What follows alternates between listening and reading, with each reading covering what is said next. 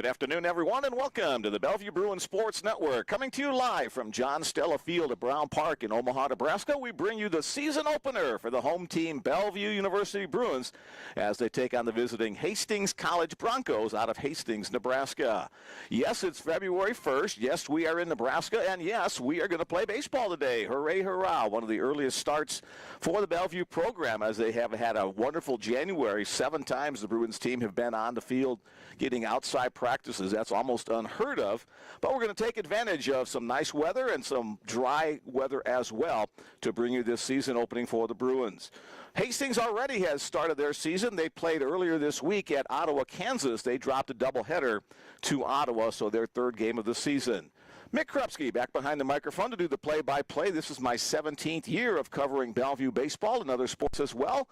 Joined this year by newcomer Nick Graham. Nick, welcome to the broadcast. Thank you. It's good to be here. Tell us a little bit about yourself, your baseball background, and what you do. Well, I work in radio, and baseball-wise, I'm very involved in the College World Series, and I love the game. And I'm glad we're starting on February 1st because I've been itching to get out here for some baseball. Sounds good. Your dream has come true here as we get ready to bring you today's broadcast. We're coming to you from John Stella Field at Brown Park. That's been the home of the Bellevue Bruins for the last 6 years now. A field turf field has been that way for the last couple of years. Dimensions down the right and left field line, about 325, about 380 to straightaway center field, and a nice tall hitter's background. You can hit it into the background, and that would be considered clearing the fence. So nice dimensions for the Bruins as they get back to work for their first game of the season. Last year, the Bellevue Bruins, with a 39-14 record, they were the North Star Athletic Association regular season champions with a 21-2 conference record. They swept through the conference tournament as well to earn the NAIA opening round berth. For the Bellevue Bruins this year, they are rated number 15 in the NAIA coaches' top 25 poll. So good expectations once again for the Bruins. And when I talked to Bellevue head coach Dwayne Monlex before today's contest, he said the expectations here at Bellevue are very high. You want to win tournaments, win conference championships, earn your way to the NAIA tournament once again, and get back to the Vista NAIA World Series in Lewiston, Idaho. The Bruins have been there in 2 of the last 3 years. For the success of the Bruin program, they've got to play well in all aspects of the game, and they have shown good ability to do that over the last many seasons. Strong pitching, strong defense, and timely hitting are the trademarks of the Bruin program. What do you look for today, maybe, Nick, in the opening contest for the Bruins this year? I look for just some strong hitting. It looks like the last 2 games that Hastings has played, they've struggled a little bit with pitching, so hopefully Bellevue can take advantage of that, and they're able to put on a strong performance hitting-wise. For these visiting Hastings College Broncos, it's about a 3.5-hour drive between Hastings, Nebraska, and here in the Omaha-Bellevue area.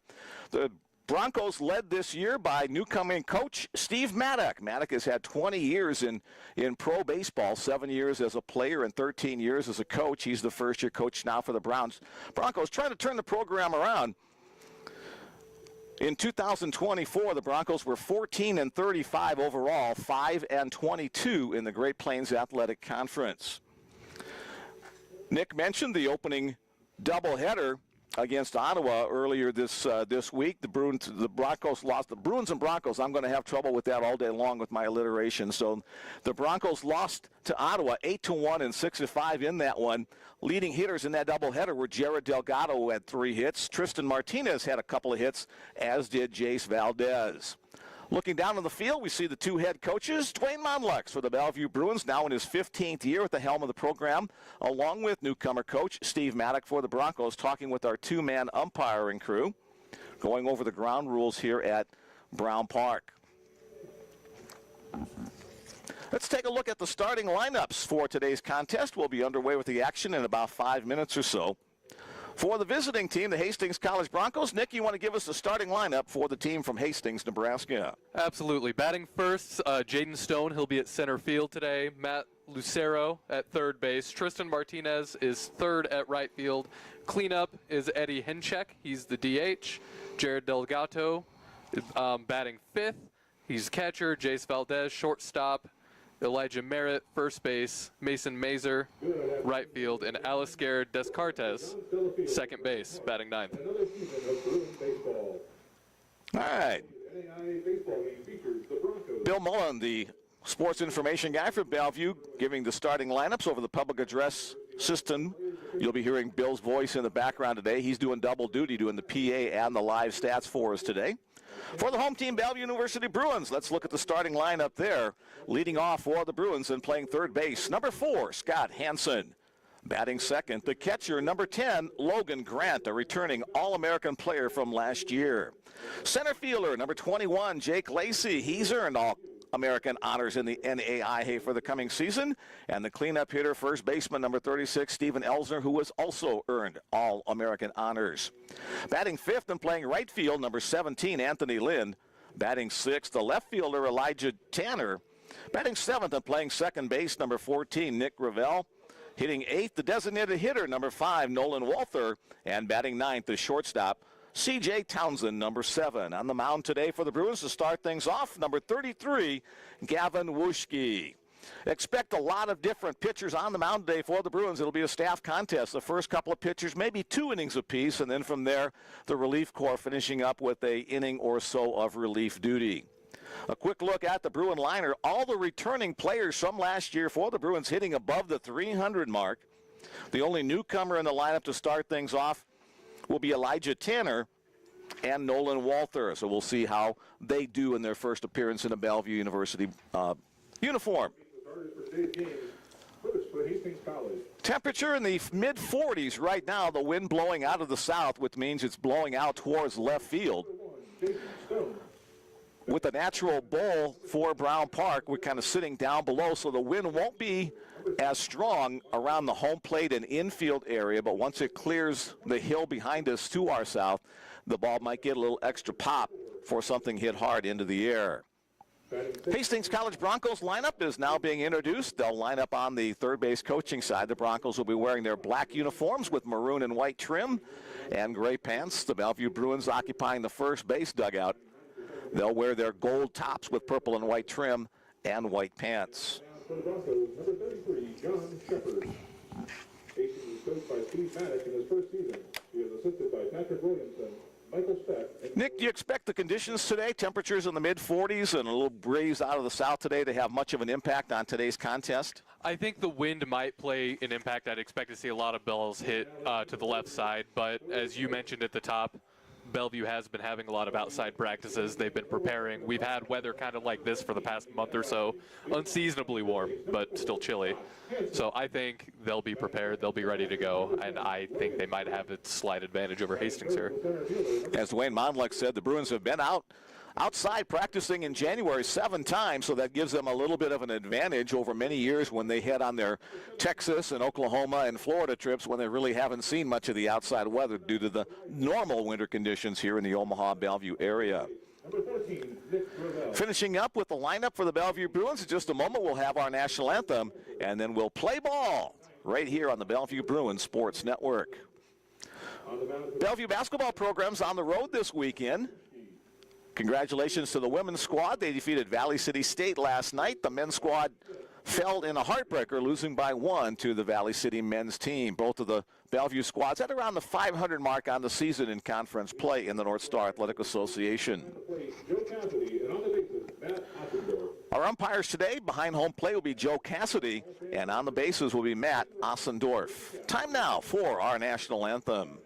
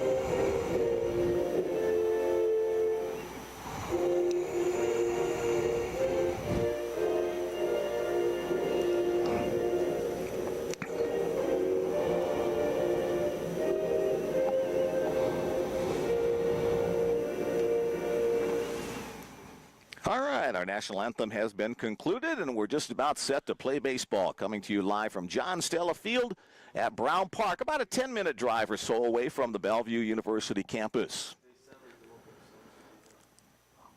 This field has been around for over a century. It's hosted a lot of baseball action over the course of that time.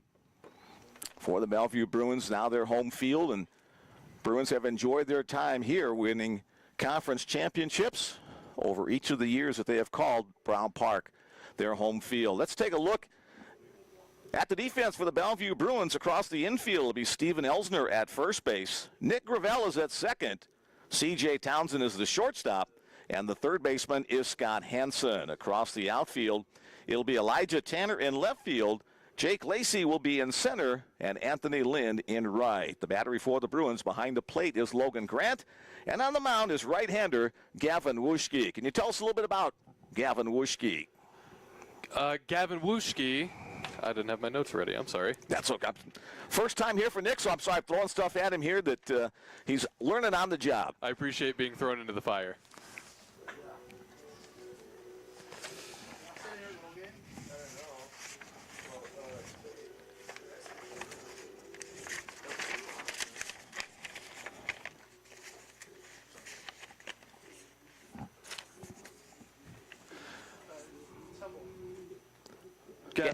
He's had 13 appearances. He started 9 games last season. He's at 5 wins, 2 losses, 60 hits, 34 runs, 34 earned runs, 17 walks, 53 strikeouts last season with a strikeout per 9 of 8.5, 5 home runs, and 5.46 ERA. Very good. So the big right-hander gets his warm-up tosses along with Logan Grant. And we'll get underway in just a moment. Hey, Bellevue fans, you know this from previous years. We invite you to be part of our broadcast. Hastings fans, we invite you as well. If you'd like to send along a text message, my number is 402-515-7654. Let me know who you are, where you're listening, which team you're supporting, any words you want me to pass along to help make for a better broadcast as we get ready for the first pitch of the 2025 season for the Bellevue Bruins. Leading it off for the Broncos, center fielder Jaden Stone. The first pitch from Gavin Wuschke on the outside black for a called strike one. Gavin, a big guy on the mound for the Bruins, 6'4", 225 pounds from Regina, Saskatchewan. Next pitch upstairs, one of several Canadian members of the Bellevue squad this year. Canada's been a fertile recruiting ground for head coach Dwayne Modlex over the last several years. So Jaden Stone, through 2 games, already leads the team in walks with 2 walks for Hastings.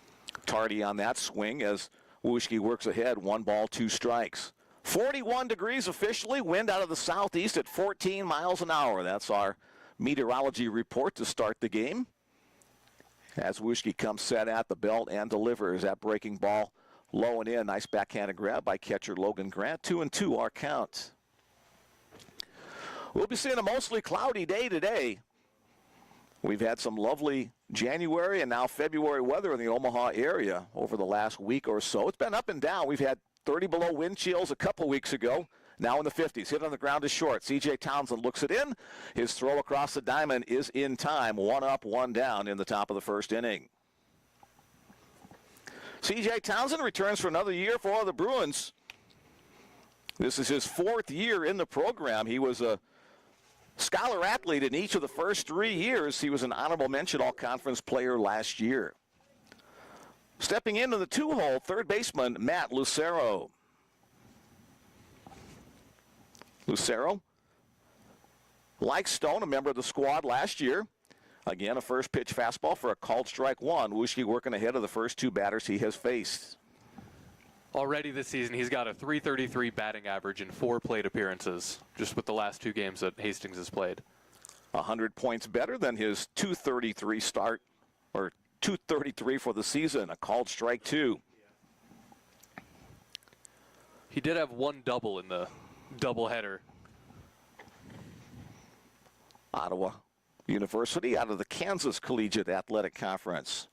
That slider stays up high, 1-2 the count.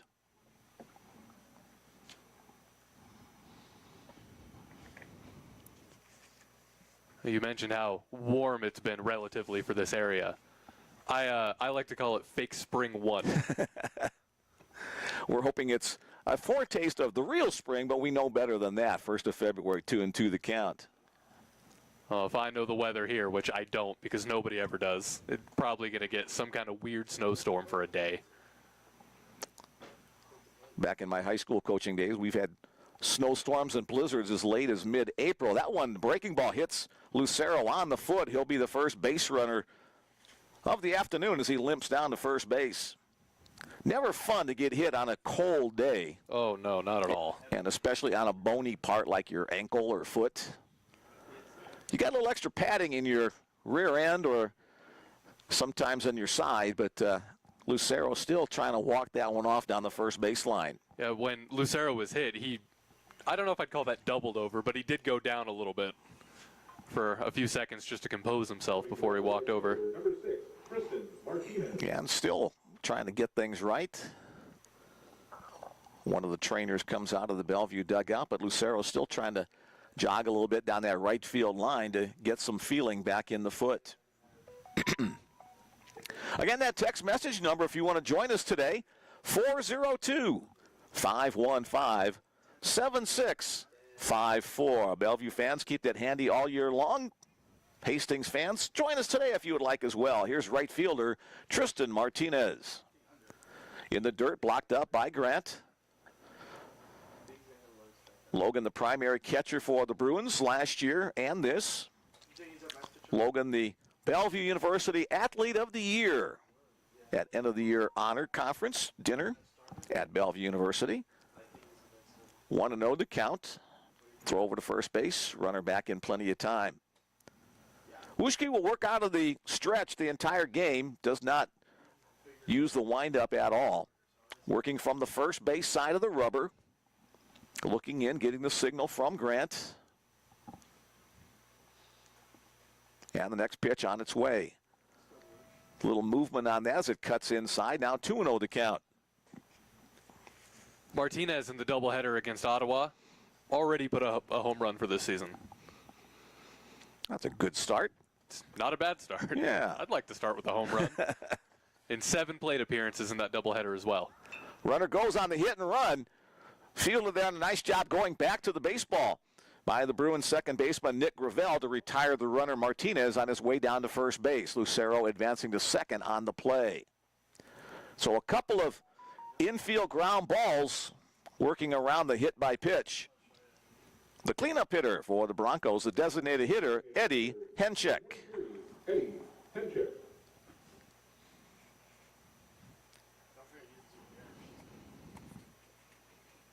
The runner in scoring position in this top of the first inning for the Broncos. Let's see if they can cash in or if Gavin Wuschke and his Bruin teammates can work out of it. Fastball stays upstairs. So Eddie Henchek in Ottawa, he's already been hit by a pitch this season as well. So bad luck so far for Hastings. First year in the Bronco program for Henchek. Designated hitter. Tries to check his swing. They say it's over the plate on the slider over the outside half. 1-1 the count.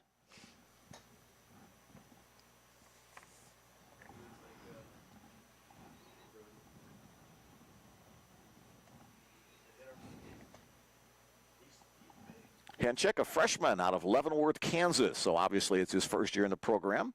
Slider again. This one stays outside. Again, Logan Grant coming out of his crouch to spear that one. 2-1 the count. If you'd like, you could also follow along the broadcast on the live stats link on the BUBruins.com web page. Wuschke set. Looks the runner back once. Fastball chopped on the ground to short. Nice play by C.J. Townsend going to his glove hand side up the middle. And his throw across the diamond in plenty of time to retire Eddie Henchek. In the top of the first inning for the Broncos, no runs on no hits. There were no errors and one man left on base. That's a half. The Broncos nothing and the Bruins coming to bat. Hastings 0, Bellevue coming to bat. All right, the Broncos will head out onto the field. Let's take a look at their defensive lineup. Across the infield, Elijah Merritt is the first baseman. Aliscar Descartes is at second. The shortstop is Jace Valdez. The third baseman is Matt Lucero. Across the outfield, Mason Mazer is in left field. The center fielder is Jaden Stone. And the right fielder is Tristan Martinez. The battery for the Broncos behind the dish will be Jared Delgado. And on the mound is right-hander John Shepard.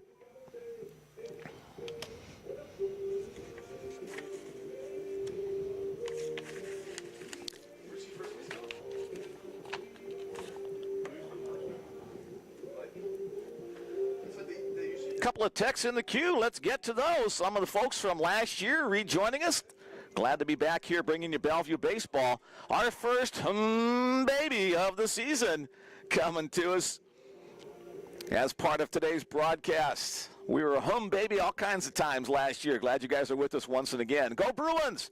Watching from Chula Vista. Watching with Alex and the Salicio family. Hey, Alex Salicio, a former Bruin player, graduated 2 years ago. He's second on the all-time career list for Bellevue University baseball. Glad you guys are watching from out there in California. Greg Hope is joining us as well. He says, apparently my daughter is tougher than me. She's in the stands for the game, and I'm at home in front of the fireplace watching. I will deny not being there in person, though. So, Greg, thanks again for joining us. And it's not a terrible day. It's chilly, but it's not a terrible day. We've played in worse weather. Yeah, all you really need is a jacket and some hot hands. Stuff them up. His daughter, Jana, one of the members of the Bellevue University volleyball squad, the team that went to the national championship, the runner-up in the NAIA this year. All right, on the mound, John Shepard for the Hastings College Broncos getting the start today. The first man he will face on the Bruin lineup is third baseman Scott Hansen. Scott hit .393 last year for the Bruins. He also had 1 double and 1 triple with 6 RBI last season. He played in, I think it was 10 games for the Bruins, but then redshirted the rest of the season. You can play up to that mark and still be considered a redshirt for that year. So he got his opportunities. Takes a first pitch for a called strike one from John Shepard. He's pretty fast, too. In those games he played, he stole 5 out of 6 bases. And he starts off the 2025 season with a 1,000 batting average with a solid single to right field.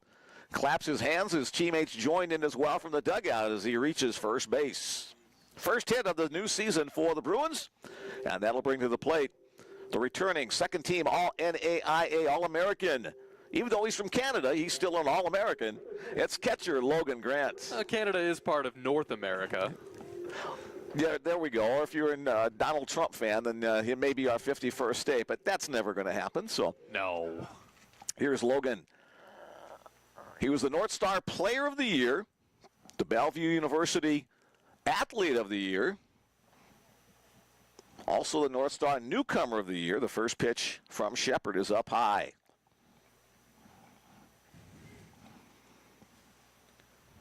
Shepard working from the stretch. Misses away, 2-0 the count. Grant will come out of his shoes on a swing here with this advantageous count.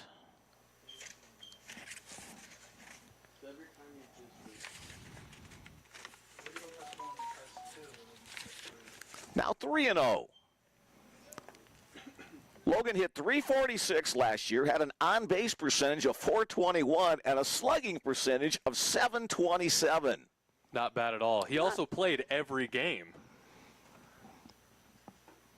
On the outside corner for a called strike one. Grant taking all the way on that pitch. 20 home runs, 16 doubles as part of his 71 hit total last year. Hansen, the lead off of first base. There's a big swing, but Grant comes up empty on that one.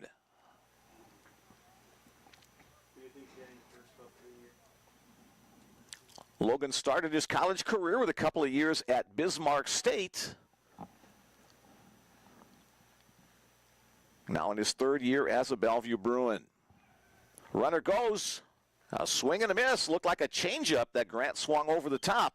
And so the strikeout, the first out of the inning. And credit Scott Hansen with the stolen base. Next up for the Bruins, center fielder Jake Lacey. Number 21. Lacey, a .383 hitter last year.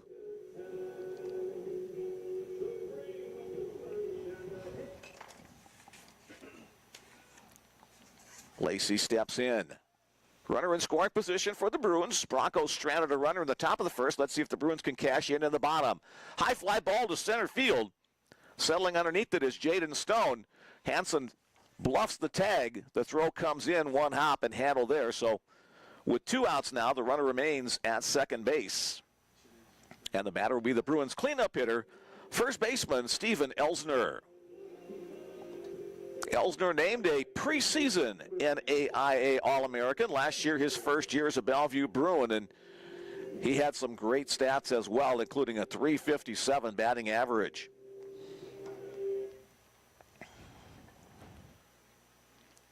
Second on the team in home runs with 19, one behind Logan Grant, who was the leader. Breaking ball bounced up, blocked up by the catcher, Jared Delgado. No advance for Hansen off of second base. He had 14 doubles last season as well. I like the baby blue batting gloves matching the color of the bat. I do too. That's clean. That's a real nice look. That's new this year. Styling is Steven Elsner. Takes it down, up on the knees. Strike one call, 1-1 the count. Scott Hansen led this inning off with a solid single to right field. Has worked his way to second base, trying to score if Elsner can come through here. Big swing, foul out of play up the right field side. If you're in the Omaha Bellevue area wondering where is Brown Park, John Stella Field at Brown Park, we're located U Street to the north, W Street to the south, 15th Street to the east, and about 17th Street to the west. Now the runner hung up, but he'll get back in time. Scott Hansen read the ball in the dirt, got a good jump off of second base, but realized the clean stop by Delgado, not able to advance on the play, so he'll return to second base. 2 balls, 2 strikes, the count on Steven Elsner.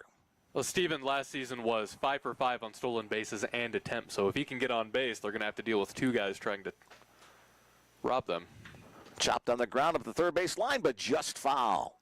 Count remains at 2-2. Again, our text message number, if you'd like to join us, 402-515-7654. Mick Krupski and Nick Grimm bringing you the action.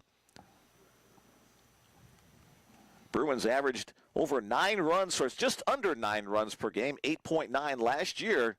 That pitch misses down, and the count will run full on the cleanup hitter, Steven Elsner. 8.9 runs per game last year. Bruins averaged .334, clubbing 94 home runs in that 53-game season. That one's hit hard to left field. Carey hits the top of the fence about a foot from the yellow plastic on the top, trying to advance to second base, and he'll get there as the ball bounces away from the second baseman, Aliscar Descartes. So an RBI double for Steven Elsner to start off his 2025 season. Scott Hansen scoring on the play easily, and the Bruins on the board first. Now batting the right fielder, number 4. Here's the 5-hole hitter for the Bruins, right fielder Anthony Lind. Anthony, another one of those guys with a lot of experience as a Bellevue Bruin. He played his high school ball at Omaha Central High School, so he had some high school games here at Brown Park. And now in his 4th year as a Bellevue Bruin. Anthony hit .350 last year. Another RBI opportunity for the Bruins here. The fastball comes in up and away.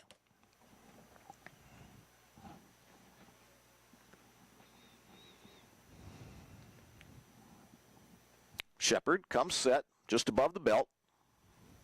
Another high fastball, 2-0 the count on Lind.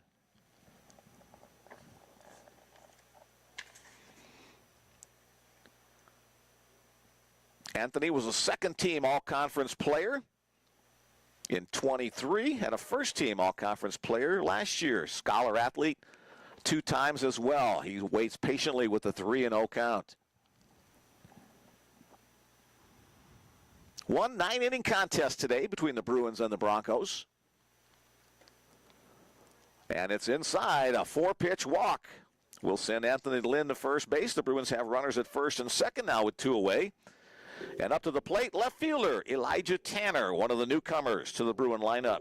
Left fielder, number 9, Elijah Tanner. Elijah spent 3 years playing baseball at Whitworth University in Spokane, Washington. It'll be his first swing as a Bellevue Bruin. Number 9 on his uniform, breaking ball, down low. So 5 consecutive balls thrown by John Shepard. We must feel right at home today with the weather. Yeah. How cloudy and cold it is. I think it's 0% chance of rain, but we're going to have these clouds hanging with us. Little number, tough play. Third baseman gloves it, throws it, and just in time. A nice play by the third baseman, Matt Lucero, to retire Elijah Channer 5-3 on the play. For the Bellevue Bruins, they pick up 1 run on 2 hits. There were no errors and 2 runners left on base. After 1 complete, the Bellevue Bruins won, and the Hastings College Broncos nothing.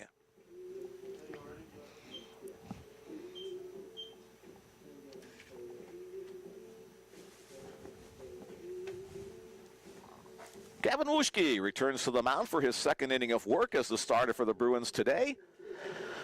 All right, the Montana McMahons are watching from Bozeman. Here's to a great season. Go Bruins and go Parker. Parker, one of the relief corps for the Bruins, and might see him in action. They're not quite sure, but we're going to see at least 5 or 6 different Bellevue pitchers today, as this is one of those Johnny Holstaff games.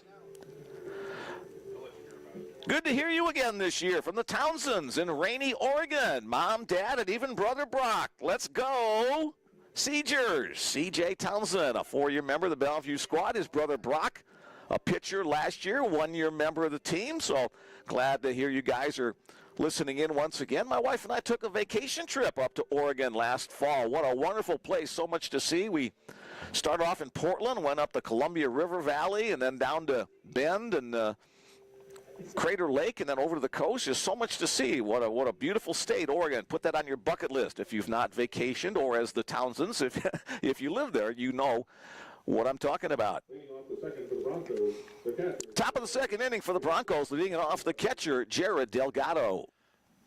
Jared Delgado in the doubleheader with Ottawa had 7 plate appearances, knocked out 1 home run, 3 hits, 3 RBI, and his slugging is 1.3333. Forever. A good start for the Bronco catcher. First pitch from Gavin is upstairs, ball 1.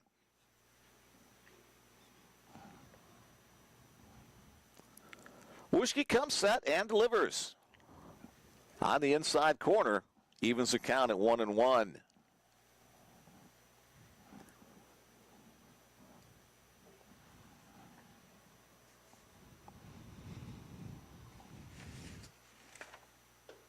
On the top of the zone for a called strike 2. 1 ball, 2 strikes a count on Jared Delgado, the sophomore out of Broomfield, Colorado. Colorado has always been a fertile recruiting ground for Hastings College. My son Mickey played as a Hastings College Bronco back in 2008, and there were a ton of Colorado and Nebraska guys on the roster back then. That was under former coach Jim Bovey. So if Coach Bovey's listening in, thanks for helping out my son during that time. Here's the pitch. Just misses the inside. Black count goes to 2-2. Logan Grant having a little conversation with our home plate umpire today. Probably something like, hey, that was real close. Home plate umpire Joe Cassidy today. Here's the 2-2 offering. Excuse me, that was a full count offering, and it bounces on the breaking ball. So Jared Delgado will be the lead-off runner of the inning. As a catcher, we'll have a courtesy runner coming in, and that is number 17. Jake Porras will be the courtesy runner. And coming to bat, the shortstop, number 5, Chase Valdez. Chase Valdez will be the next hitter for the Broncos. He's the shortstop. As a leadoff man on, a pretty good lead by Porras at first base. That fastball on the knees for a called strike 1.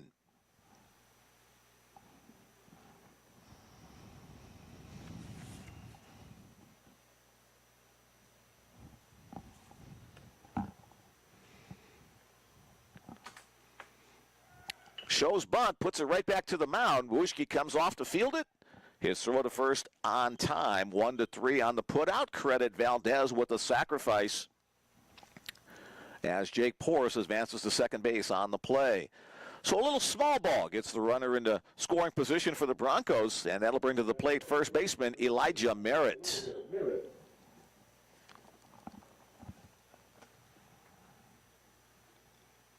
Merritt, a senior.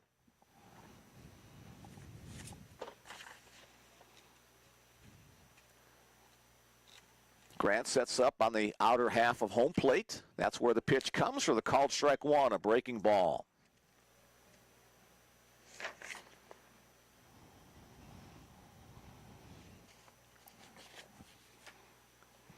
He only played one game in that doubleheader so far against Ottawa, and he hasn't had very good luck.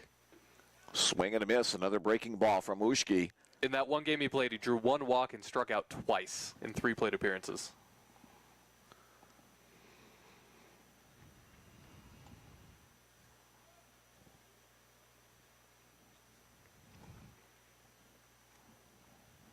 Second baseman Scott Hansen trying to keep the runner close at second base. Now he'll get back to his position. The pitch, a little comebacker to the mound. Wuschke fields it. He'll throw to third base. Bad running on the play by the courtesy runner Chorus. Never want to try to go with the ball in front of you like that. Wuschke makes the play 1-5 for the second out of the inning as Elijah Merritt will reach on the fielder's choice. So a heads-up play by the Bruin pitcher. Fielding position smartly. That'll bring to the plate the left fielder, Mason Mazer.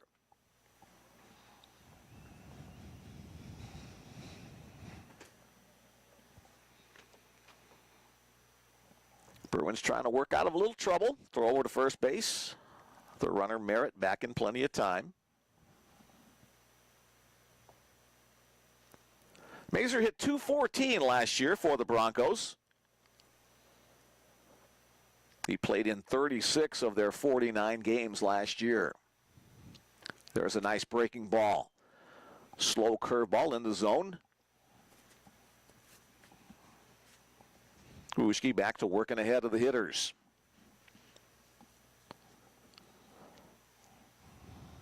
A base runner on in each of the first 2 innings for Hastings, but they have yet to score. Pitch upstairs. 1 ball, 1 strike to count on Mazer.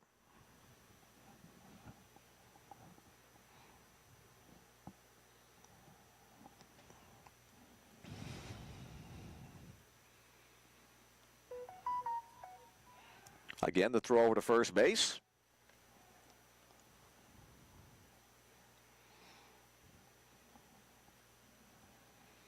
Started out at 41 degrees with first pitch. Several of the players on both teams today wearing the little hoodies that cover their heads and chin area. Tries to check his swing, but that's in the zone. Doesn't matter. 1-2.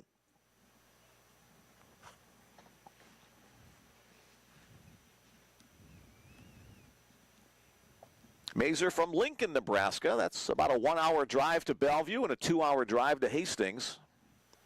Swing on a foul at the plate on the breaking ball. Runner was going on the plate. Not a bad idea to try to attempt a steal here with 2 outs. Try to get into scoring position. Mazer, the 8-hole hitter in the Bronco lineup. Merritt with the lead. He stays put. Ball in the dirt. That would have been a good pitch to run on. Grant able to block it up. Count now 2-2. Deuces Wild on the scoreboard. 2 balls, 2 strikes, 2 outs. A lot of 2s.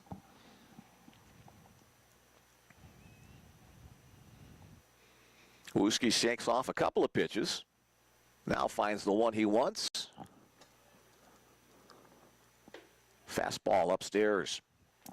Count goes full, so now the runner Merritt will be off with the pitch. Steven Elsner, the first baseman, will play behind the runner rather than holding him on. He conveys that to Gavin.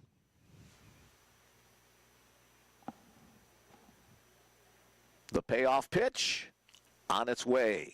Chopped on the ground into the hole. C.J. Townsend gets a glove on it on the backhand side. His throw to first base, however, will not be in time. That'll be the infield single for Mason Mazer. No merit advancing to second on the play. First hit of the afternoon for the Hastings Bronco. Tough play for CJ going in the hole, able to get there. Couldn't quite get it out of his glove quickly enough, however, to retire Mazer going down to first. Here's the 9-hole hitter, second baseman Aliscar Descartes.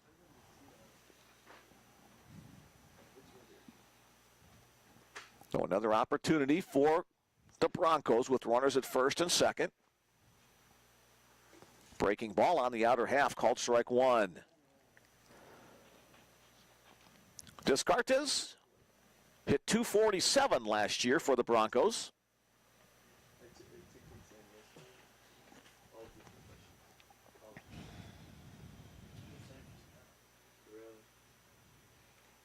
Again, the look, the runner back up the middle. Townsend throws a dive but can't get there. Here comes a runner around third. The play at the plate on the throw from Jake Lacey is not in time. Grant's going to tag him just to make sure. The home plate umpire making the call of safe, but Logan wanting to be sure. So Aliscar Descartes comes in with a big RBI single to put the Broncos on the board. So runners at first and second once again. Mazer at second, Descartes at first. As the Broncos go back to the top of the order, center fielder Jaden Stone.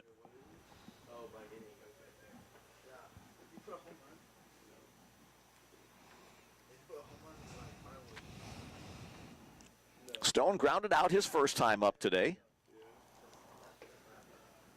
A little too high, ball one. Most likely the final inning of work for Gavin Wuschke to start this 2025 season.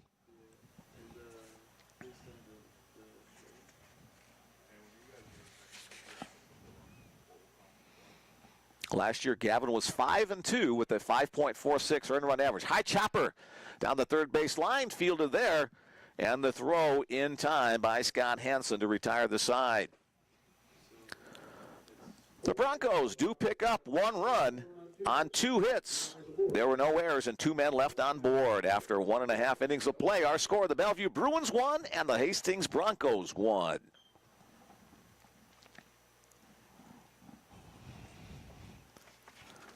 Couple more texts in the queue. Let's get to those again. Thanks, everybody, for playing along with us this afternoon. I will go on record. This is another follow-up from Greg Hope. I will go on record as saying the team is lucky to be playing on an actual field this time of the year.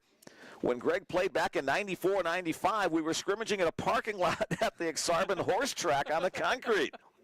I must have lost that toughness somewhere along the way as he's staying home in front of the fireplace to join us this afternoon. So, Greg, thanks again for that. Old high school baseball coach at nearby Gross High School, and 19 years there. We spent most of our early season practices on parking lots and in the gym. So, a very fortunate start to the year weather-wise for the Bellevue Bruins. Go Bruins from North Platte. Let's go Jay Ruff. All right, let's figure this guy. Jay Ruff, is that Jackson Polk, freshman from North Platte, Nebraska? We'll assume that.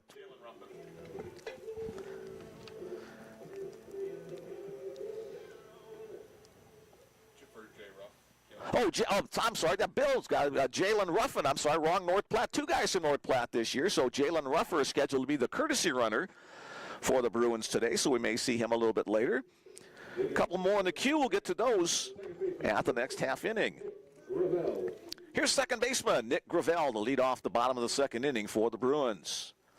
Nick, another one of the guys on the squad last year. He played in 16 games. Pitch up and away. 417 in those games. Not a bad average at all. I'd be happy to have that. As would most people, I think. Ball 2 now on the second pitch. Grell, a native of Halifax, Nova Scotia. Way the eastern part of the country of Canada. That pitch on the outside black, nicely placed fastball by Shepard. Second inning of work for John Shepard. Not sure if Hastings is going to try to give Shepard a full start or go a staff game as well. Bellevue plans on it. Little chopper up the middle. Shortstop gloves it on the second baseman side of the bag to throw to first base just in time. A nice play there by Jace Valdez, the shortstop, to retire Nick Gravel. Gravel has some speed, but the throw in time to retire the leadoff hitter in the second. Now batting the designated hitter. A newcomer to the Bruin program, designated hitter Nolan Walther.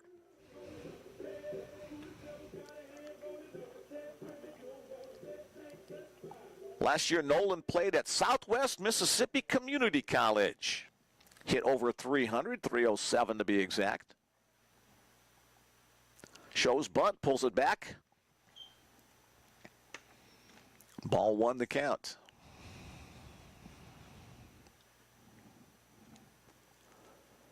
Both teams with one run, both teams with 2 hits, both teams with no errors through the first inning and a half. Perfect symmetry on the scoreboard.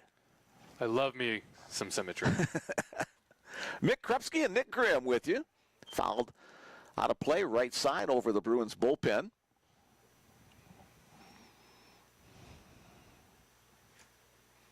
We're scheduled to see 3 of the Bruins' primary starters today and then a trio of relievers through the 9-inning contest, if everything goes according to plan.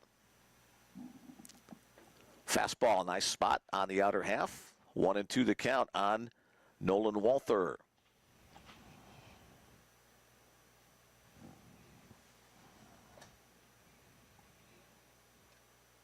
Nolan from Mississippi. Carriere, Mississippi. Hope I'm pronouncing that correctly. Tries to check his swing, but can't. Fielded by the catcher Delgado. Applies a tag for the strikeout for the second out of the inning.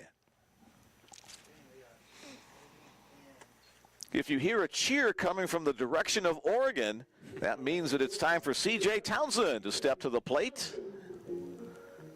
Bruins shortstop has had a lot of experience over the last couple of years in those middle infielder spots. Had a 20-plus game hitting streak last year as well. First pitch swinging, fouls it out of play right side.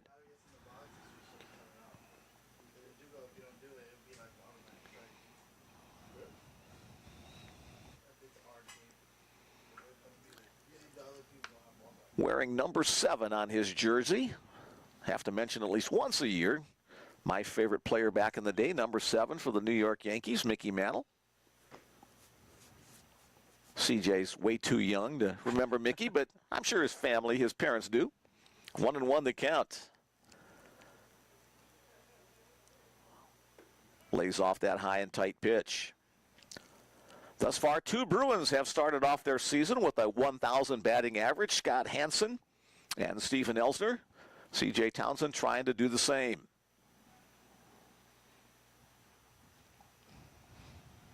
Line, and he'll accomplish that feat. Hit into left field. Solid single lit on the pole. And C.J. joins with Stephen and Scott to start off their season with a base hit. So 1 on and 2 outs. Let's see if C.J. might try to steal. As the Bruins turn the lineup over to the top of the order, here's third baseman Scott Hansen. Singled and scored the first run of the game for the Bruins. A quick look down to head coach Dwayne Monlix.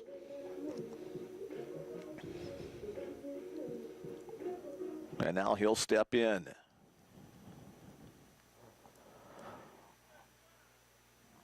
Scott's hometown, Portage, Indiana. First pitch, fastball just off the edge. Very slightly east of Gary in Chicago. Bill tells me slightly east of Gary, Indiana. I've heard of Gary. Gary, Indiana, Gary. What show was that from? What musical? Okay, Bill throws up his hands. Was it Music Man? Perhaps. All right, I'll stop singing, and we'll go back to the ball game. 1-1 the count on Scott.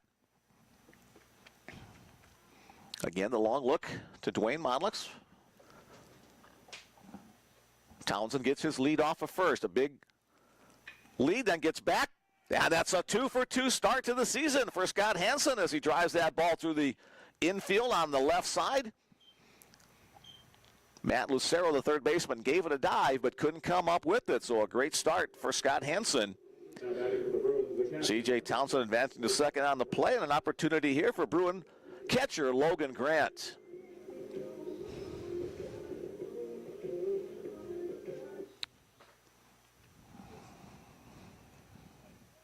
Third year as a Bellevue Bruin for Logan. And another opportunity for the Bruins guy on the board. Coming right at this camera on that one. Foul back to the screen. I'd have had that. Maybe we should open the window. Yeah. Grab it. We're pretty well protected, though, by nets and things like that here, too. So I've never seen a ball come in here. The Bruins used to play at Westgate Field off of 84th on the Interstate 80 in Omaha. And occasionally we'd see foul balls come into the press box window there. But pretty tough to do here at Brown Park. 0-2 now to Grant. Exhales, big deep breath. Now steps back in to the batter's box.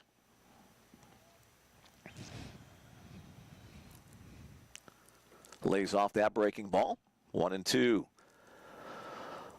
Logan spent a lot of time in the offseason working as the cameraman for our broadcast for volleyball and basketball.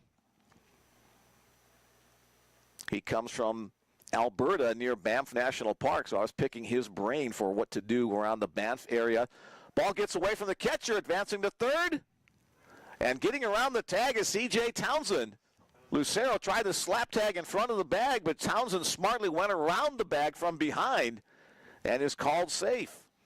So wild pitch on that. We'll send Townsend to third. Hansen holding up at first. Here's the 2-2 count, 2 balls, 2 strikes, 2 count, 2 on.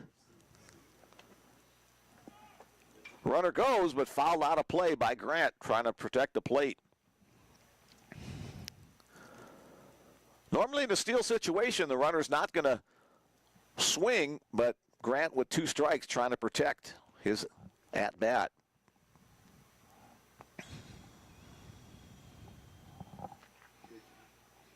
And that one's hit down the right field side, but just foul. Grant got the head of the bat out on that one, pulled it just a little bit, about a 2 foot to the right of that right field line.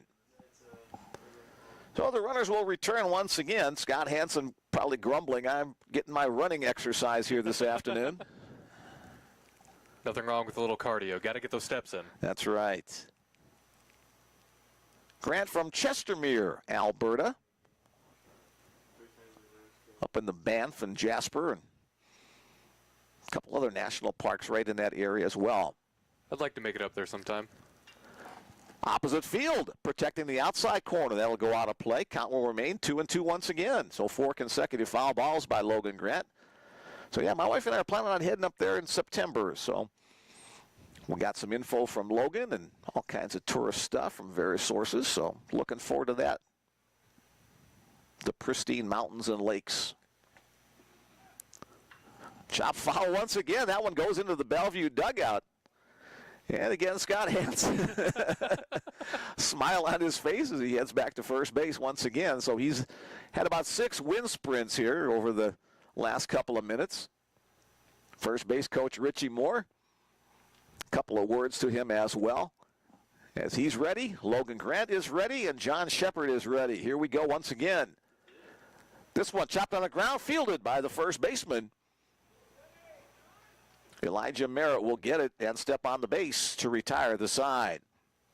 So the Bruins threaten with a couple of hits, but come up empty. No runs on 2 hits. There were no errors and 2 men left on base. 4 left on base through 2 innings for the Bruins. As we remain tied at 1-1. All right, got some more texts in the queue. Love to hear that. Let's go Hastings Broncos from Grandma in the 1000 Island, New York, where it's 10 below with the wind chill today. That makes my bones chatter. Thanks for joining us. We love to hear from our Bellevue fans, obviously, but from our Hastings fan as well. Greetings from Connecticut. Wishing the best of luck to Jace Valdez and the Broncos. Love from Mimi, Pop, and Auntie. So back-to-back Broncos. And one more. Way to go, CJ. Mom and Dad are celebrating a 33rd anniversary today watching baseball. No better way to celebrate an anniversary than watching baseball. Absolutely not. That base hit was a great present. So, Townsends, we're glad you're with us once again for another season of Bellevue baseball. Pitching change for the home team. On the mound, number 40, Cody Butt. Cody, the left-hander out of St. John's, Newfoundland. So, Eastern Canada being well represented on the Bellevue Bruins squad this year. Cody Butt, the second pitcher of the day for the Bellevue Bruins. Well, you want to talk about being acclimated to the weather. I think most of the Canadian players feel right at home, too. Most definitely. Cody will get his 8 warm-up tosses, and then he'll get to work. Cody played the last 2 years at Williston State College. North Dakota. And he was the 2024 Mondac Conference Pitcher of the Year. 6-1 record and a 3.00 earned run average last year for Cody. So he and third baseman Scott Hansen share a few words as Cody gets ready to work. First man he will face is the third baseman, Matt Lucero. Lucero hit by pitch his first time up. That painful pitch off the foot and ankle area. Looks like he's suffered not too many ill effects. First pitch fastball, big swing, 0-1 the count.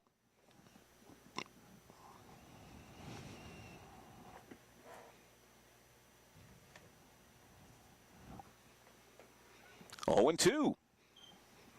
Little bit of movement from right to left on that last pitch.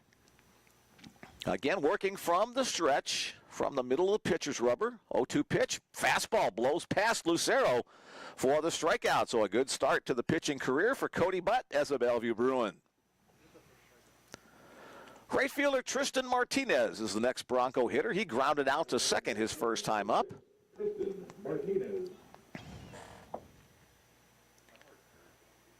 I believe, Mick, that was our first strikeout of the game as well for Bellevue. You are correct. But keeps those strikes coming. Ahead in the count on Martinez, 0-1. Foul back to the net now, 0-2. Butt keeps putting him in the strike zone. Martinez, a 201 batting average last year. His sophomore year, now a junior. That's a statement of the obvious. Hey, you never know sometimes. That pitch bounced, blocked up by Grant. Can you get held back in college? You can just not take the classes you need to advance, but redshirt year, yeah, or I think we're almost done with all the additional year because of COVID-19. I know Logan Grant is playing one more year with COVID-19 eligibility. I don't know about that anymore. It sounds like there's some people that want to start making JUCO not count toward all that. Lots of changes in the college baseball community. High fly ball on the infield. Who's going to take charge? Steven Elsner now? It's Scott Hansen who'll stay with it and make the play. Oh, excuse me, that's Nick Gravel making the play. Still trying to get used to the new look roster this year. So Gravel stays with that. You could see the wind take that just a little bit. Elsner called it originally, then Gravel had to make the play, and he kept moving to his bare hand side, but gets it secured for the second out of the inning. Here's a cleanup hitter, designated hitter, Eddie Henchek. Just a little bit low on that first pitch from Butt, something off speed.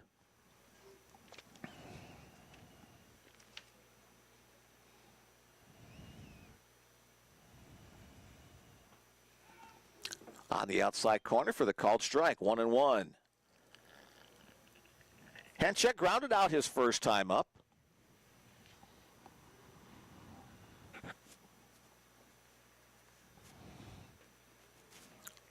Low and away, 2-1. Not yet had a 1-2-3 inning in today's game. We're in the top of the third, 1-1 our score.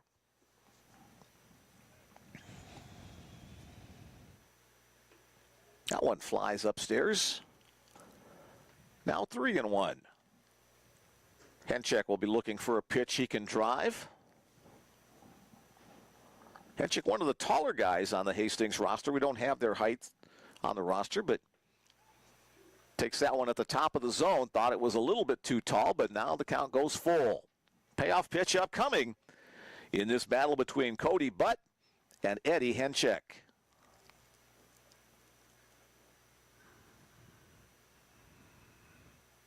Breaking ball misses inside, and Henchek will earn the walk to first base.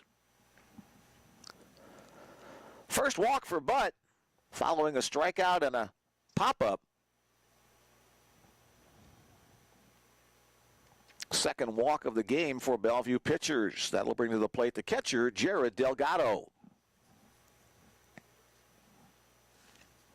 Delgado was the other walk recipient. His first time up. Fastball, strike one called.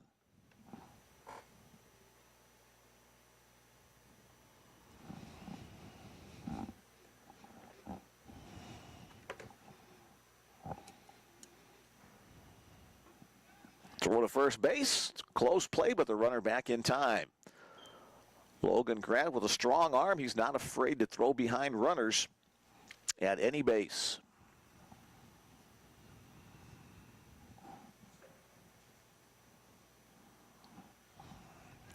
Throw over to first. Runner back. Again, that text message number, if you'd like to join us this afternoon, 402-515-7654. Chopper up the first base line. A little spin on it, but off the mound in time to make a nice spin move and get it over to Steven Elsner to retire the side. 1-3 on the play. In the top of the third for the Hastings Broncos, no runs on no hits. There were no errors and one man left on base after 2.5. We're tied at 1, the Bellevue Bruins and the Hastings Broncos.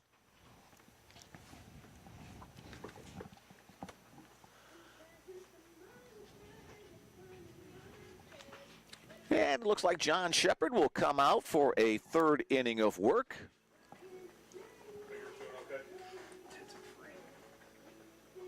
Let's go Bruins. Love watching it from the barbershop, from the Williams family. That's the family of Teron Williams. He'll see some action today as one of the Bruin relief pitchers. He was the top guy out of the bullpen, the closer for Bellevue last year. Glad you guys are with us once again from the barbershop down in Missouri.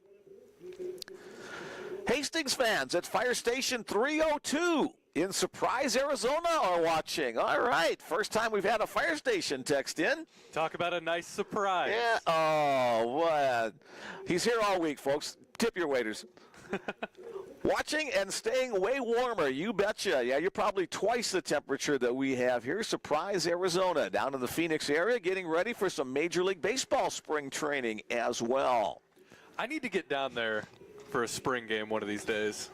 We were in Tucson. No spring training down in Tucson anymore. Everything's up in the Phoenix area, but we drove through and never quite got to the spring training game.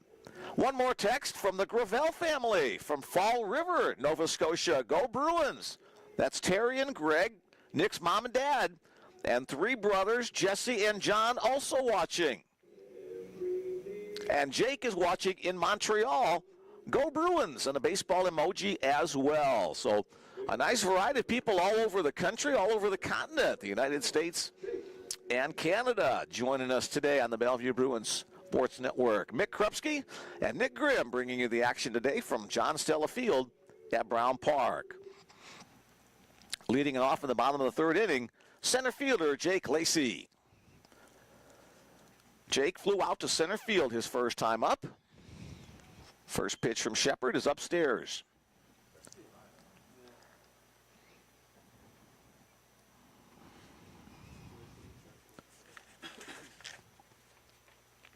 The 1-0 pitch, Lacey shows bunt, pulls it back as it comes in low. Third year as a Bellevue Bruin for Jake. He was a first-team all-conference player last year. Has had 126 runs batted in over his 2-year career. And he'll start with his first hit of 2025. Or maybe I'll have to take that back. As a diving catch out in left field robs Jake Lacey of that first hit. A great play by Mason Mazer, an all-out dive in spirit. Now batting I spoke too soon. number 36. Not the first time, probably not the last time. Commenter curse can never go away. Broadcaster curse? There we go. Here's our first ESPN highlight reel moment of the season, courtesy of Mason Mazer. First baseman, Steve Elsner, next one up for the Bruins. His double in the first inning, put the first run on the board for the Bruins. Breaking ball just misses low and away. With those nice blue gloves that match that nice blue bat. There we go.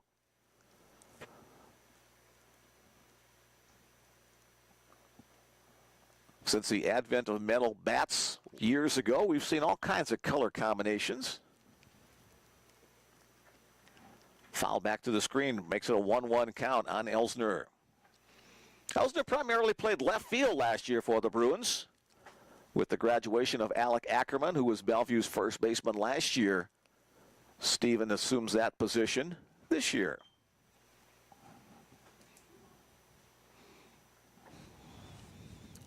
Native of the Bay Area out in California. San Francisco, played his first 2 years of college baseball at the College of Marin. Hits that one hard, but got ahead of it, fouled out of play. 1-2 the count. Marin or Marin? One of those two. I know there's the Marin or Marin Hills just across the bay. Anyway, 2-2 the count on Steven. He hit over 300 and had 16 home runs during his two-year career, at the College of Marin. We'll go with Marin. Marin's nice. I like the sound of that. Here's the 2-2. That one's hit to the gap in right center field. Chance for a second extra base hit. Elsner rounding first on his way to second. Looks to Dwayne Monix in the third base coaching box. He'll drop anchor at second base. So Steven Elsner, the preseason All-American, starts his 2025 career with back-to-back doubles. And he's in scoring position for Anthony Lind. Not a bad way to start. Steven getting some exercise as well with those couple of doubles. That one a little easier than his first one off the left field fence. That was about 2 feet shy of a home run. This one, a couple bounces to the fence right in front of the scoreboard in right center field. Steven might have to get a few more doubles just to match Scott Hansen's steps from earlier. Here's right fielder Anthony Lind awaiting. Shows bunt, pulls it back as it bounces away. Jared Delgado, the catcher, making a nice pick. Man, caught that off the bare hand a little bit, too, as he shakes those fingers. That won't feel good in this 40-degree weather.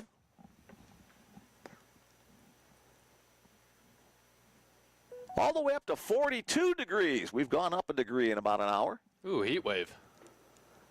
Off the outside edge. 2-0. The wind's picking up a little bit. If you can see the flags in straightaway center field, we're expecting gusts today up to about 25 miles an hour. Up and away.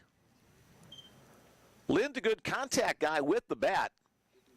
And a good eye at the plate. He walked his first time on 4 pitches, and now he's a 3-0 count again. So 7 consecutive balls from Shepard to Lind. Make it 8, so back-to-back walks for Anthony.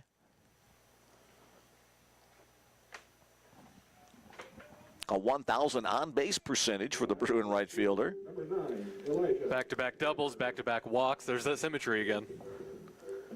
That'll bring to the plate left fielder Elijah Tanner.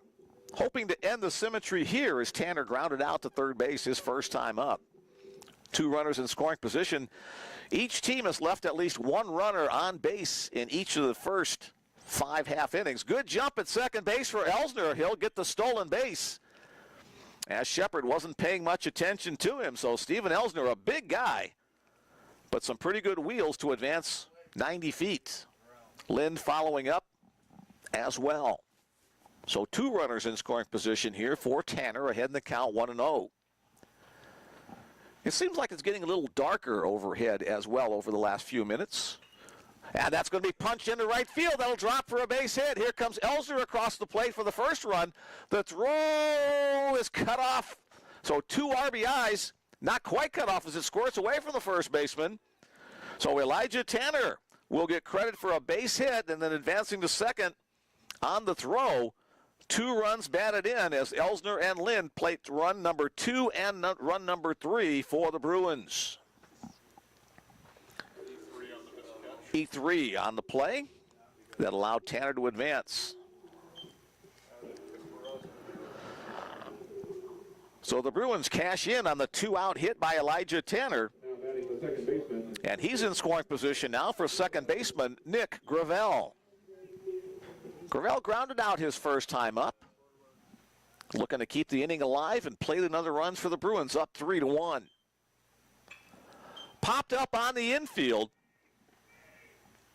Shortstop Jace Valdez calling for it, and he'll make the catch for the second out of the inning.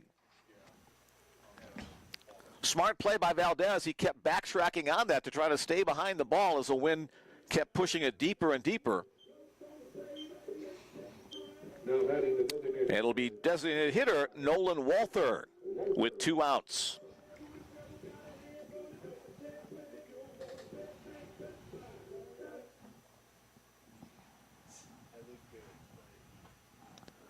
The Mississippi native awaits. Up near the chin, ducks out of the way of that one. Now Walther, one of those guys wearing the hood and neck protector, the gator. Not used to coming from Mississippi to Nebraska. That's got to be a weather shock. Chops that one foul out of play right side. 1-1 to count. I've started wearing those a lot more recently. Rather be a little bit warm than a little bit cold, so I'm kind of a weenie. I like being a little chilly, but there's a point where it's a little too chilly. When the bones hurt, that's the point for me. Runner cuts back behind, the shortstop, cuts back behind the runner Tanner. Elijah able to get back in time on the spin move by pitcher John Shepard.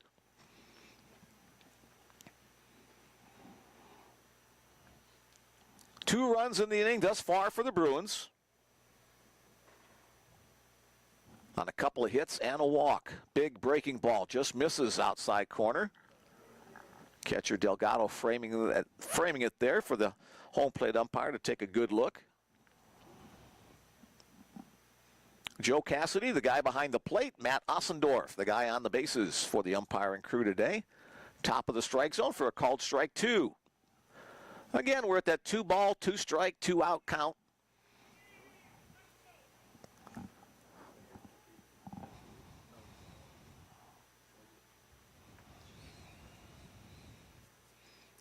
Shepard comes to his set position and delivers. Breaking ball, little chopper, gets over the pitcher's mound, but speared there by the second baseman, Aliscar Descartes, and over to first to retire the side. The Bruins pick up 2 runs on 2 hits. There was 1 error and 1 left on base in the bottom of the 3rd inning. We're 1/3 of the way through this 9-inning contest. The Bellevue Bruins lead it 3-1 over the Hastings College Broncos. John Stella Field at Brown Park. This field was named in John's honor about 5 or 6 years or so ago, maybe longer than that. Time kind of gets away from me these days. But John, the longtime player and coach at Omaha South High School, played his 4-year career at South, then went on to a career at Omaha University, now the University of Nebraska at Omaha. He was drafted by the San Francisco Giants and played for 3 years for the Hastings Giants. So that's the connection to Hastings as well. Hastings, part of the Nebraska League, a Class D affiliate of the San Francisco Giants. And after a couple of years with the Giants, John gave up his career, came back home, and coached and supported the Omaha South program for many years. Was instrumental in help raising money for the renovation of this field. And a beautiful field it is, with a rich history. There's nothing I love more than a good baseball history lesson. For a long time, Brown Park was kind of the premier field in South Omaha. Fontenelle Park was the premier field in North Omaha. And then in the 1950s, the city of Omaha built what was then called Municipal Field, then called Johnny Rosenblatt Stadium. That field still lives on in memory. Leading off the fourth for the Broncos, the shortstop, number 5, Chase Valdez. Here we go at the top of the fourth inning. Shortstop Jace Valdez will lead it off. Do we have a change, Nick? We do. We'll get to that in just a second. That ball hit well to right field near the warning track. Right fielder Anthony Lynn will make the catch. 1 pitch, 1 out in the top of the fourth inning. So that error that happened with Elijah Tanner, it's now being attributed as an E9 instead of an E3. All right, so an error on the throw rather than the attempted cutoff. Bill Mullins, sports information guy from Bellevue, our official scorer this afternoon and all season long. First pitch to Elijah Merritt, fouled at the plate. Elijah Merritt. Merritt reached on a fielder's choice his first time up this afternoon. Upstairs, 1-1 the count. Bill's been around Bellevue for what, 10, 11, 12 years? 11th year. He and Steve Field are the sports information department for Bellevue University, just off the inside edge, 2-1 the count on Merritt. Thanks to Bill and Steve for all they do, informing us of the Bellevue sports program. Cody Butt back to the mound, sets at the belt, little spin ball up the first base side. That'll wind up in foul territory. 2-2 the count.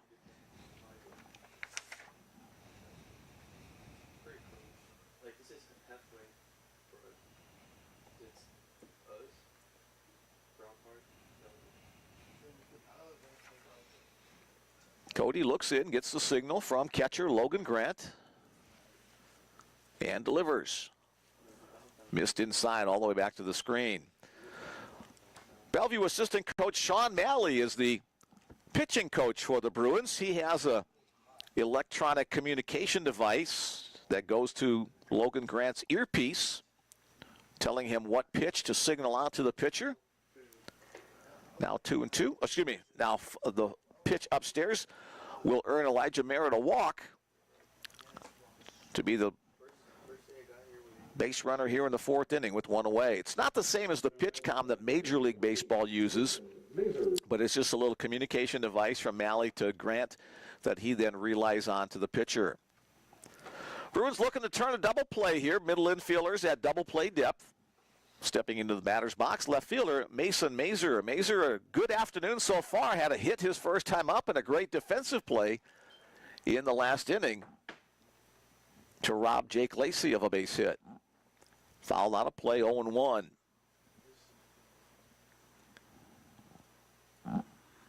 I think it's safe to say we can expect a pitching change out of Hastings soon. They got a guy in the bullpen warming up right now.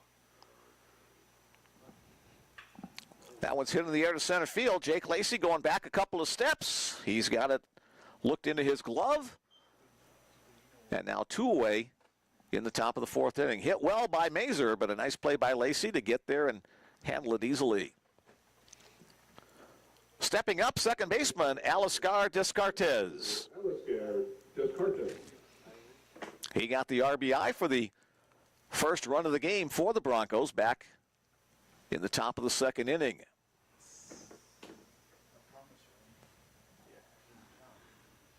But O's over to first base. Merritt read it and got back easily.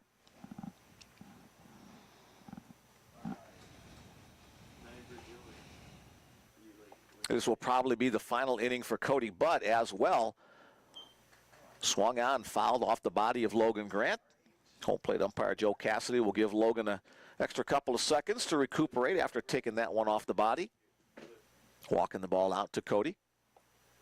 Looks like Logan's going to be okay. He's a tough guy behind the plate. Also a hockey goalie as a high school player, and I think he played a little bit as well during his early college days up in North Dakota. Breaking ball comes in the back door. 0-2 the count on Descartes.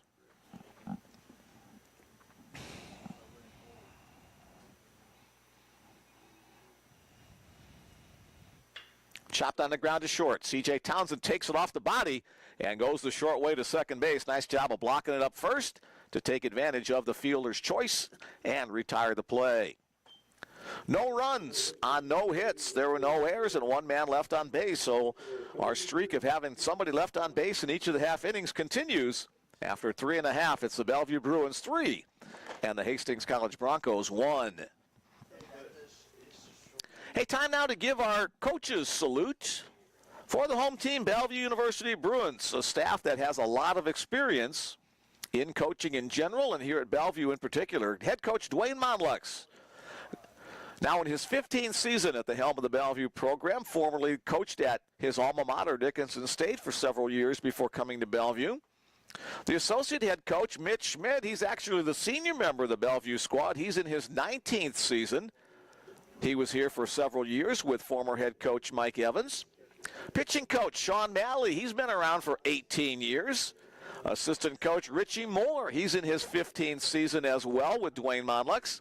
And one newcomer this year, Drew Nielsen, in his first year. So welcome to Drew, along with the other foursome for the Bellevue Bruins.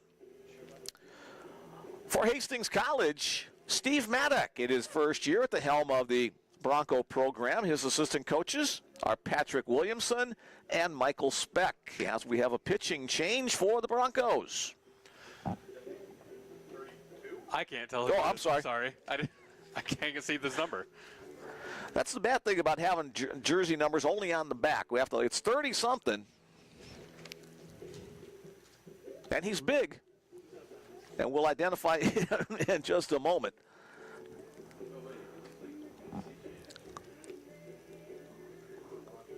He'll turn around as the throw goes to second base. Now we can see 32. Connor Weber. Number 32. So number 32 replaces number 33. So Connor Weber comes on. Right-handed freshman from Greeley, Colorado. Very good. C.J. Townsend. And the first man he will face is shortstop C.J. Townsend.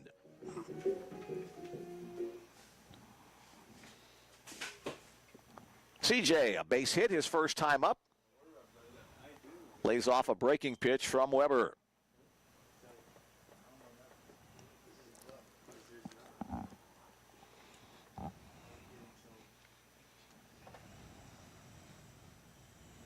That one's hit well to left field. That has some carry. And that one is long gone. C.J. Townsend with the solo home run for the Bellevue Bruins. Now a 4-1 score. C.J. rounds the bases, gets a handshake from head coach Dwayne Monlux. And a tip of the helmet from Scott Hansen, who will be the next Bruin up. Teammates come out to greet him along the Bruins dugout.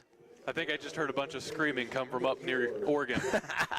CJ, not known as a power guy, he only had one home run all last year, so he's equaled that total in his second at bat of this year. Good job, CJ.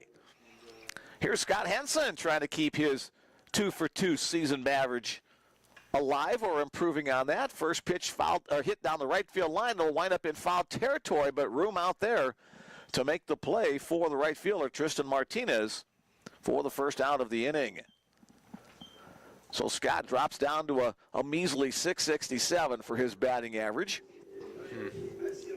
Now batting the catcher. Logan Grant steps in as the next Bruin batter. Logan looking for his first hit of the year. Does a little groundskeeping with his spikes. And now steps in. Connor Weber delivers. Shows bunt, pulls back.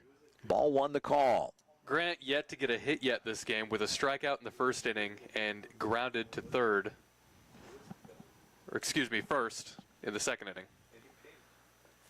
Takes that for a called strike one. 1-1 to count.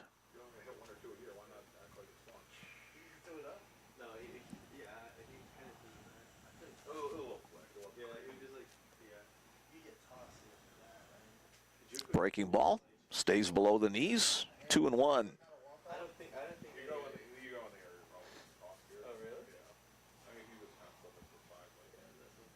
6'1" senior from Chestermere, Alberta, Canada. Gets a hold of that one out near the scoreboard. That's going to go off the scoreboard for the home run. Logan Grant gets the batting average with a solo home run.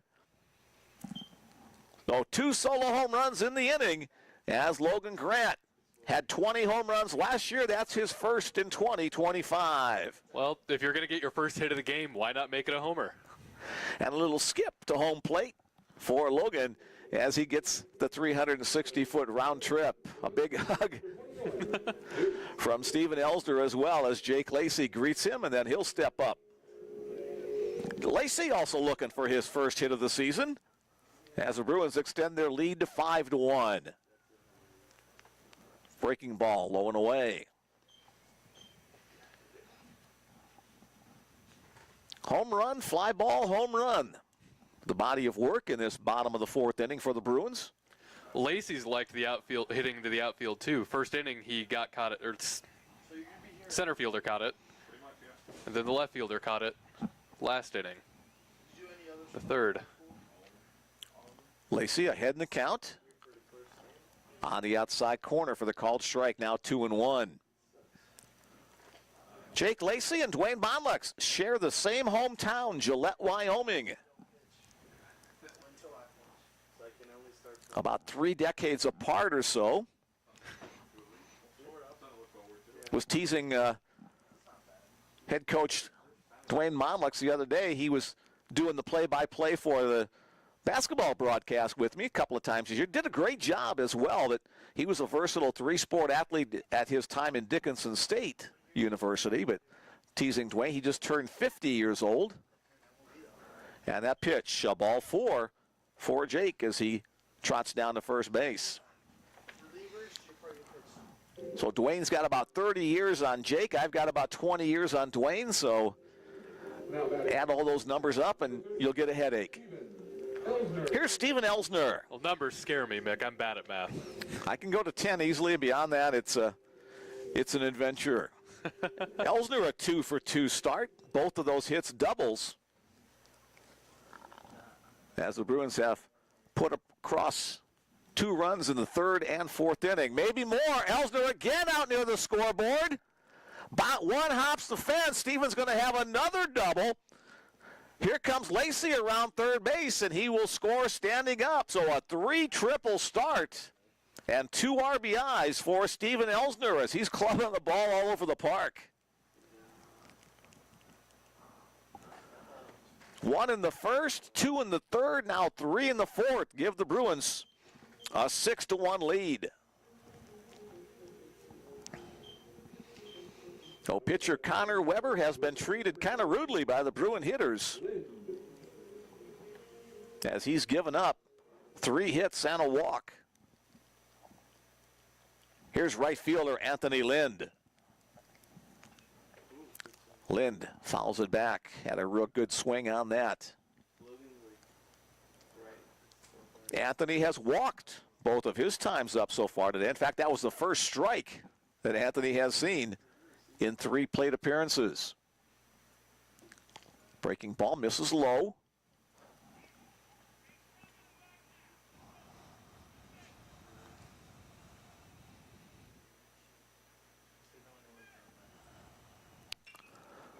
Hit in the air to the right side. Right fielder coming on, and it'll go off of his glove. This is going to be more bases for the Bruins. Here comes Elsner around third base. The throw to the plate is cut off. Let's see if we get an air called or a hit. Straight air, so a 3-base error on the right fielder, Tristan Martinez. Martinez had a long way to go, and the ball maybe has started kind of jumping on him as well. So a 3-base error allows Steven Elsner to score and Anthony Lind to reach all the way to third base. It deflected off of Martinez's glove and went way over to the fence on the side of the field. So Lind, with good speed, able to get to third. Elsner was looking to maybe tag up on the play. So he scores from second. Now a 7-run lead for the Bruins. 4 runs across in this bottom of the 4th inning. Now batting the left fielder, number 9, Elijah Tanner. Elijah Tanner awaits after the conference at the mound with Connor Weber.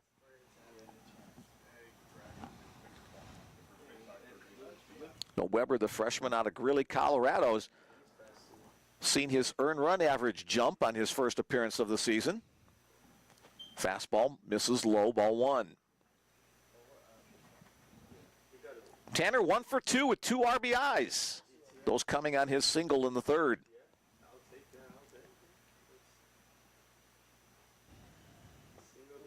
On the knees, called strike. 7 runs on 9 hits so far for the Bruins. No errors for Bellevue. 1 run on 2 hits and 2 errors for Hastings College. A change-up perhaps on that pitch. Blocked up by Delgado.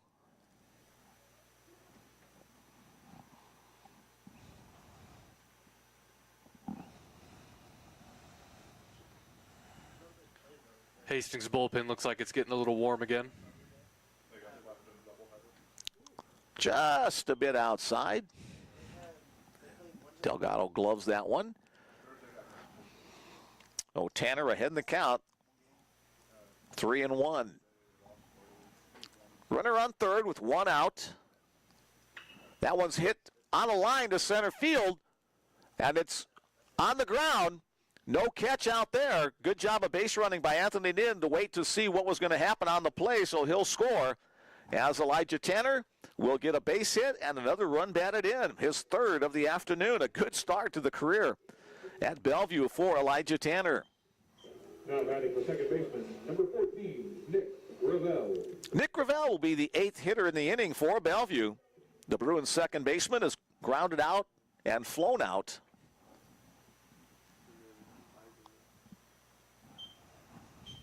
Soft toss over to first base will chase Tanner back.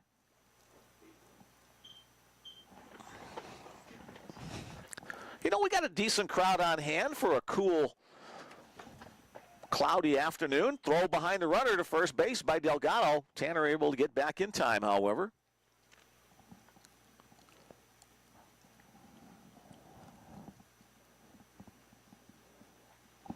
I guess we weren't the only ones excited for baseball this year. Yeah.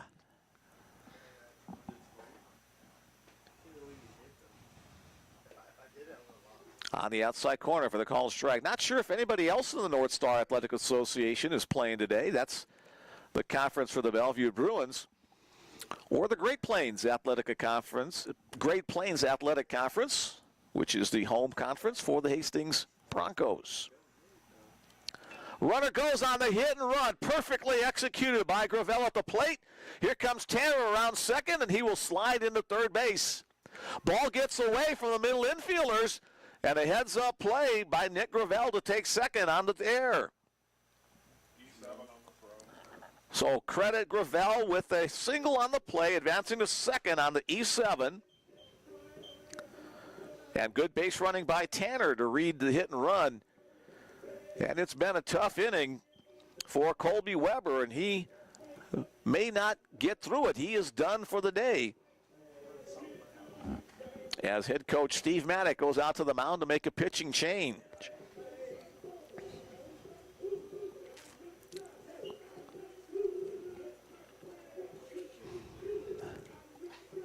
Number 27 will be the relief pitcher. Dylan Otto will come in.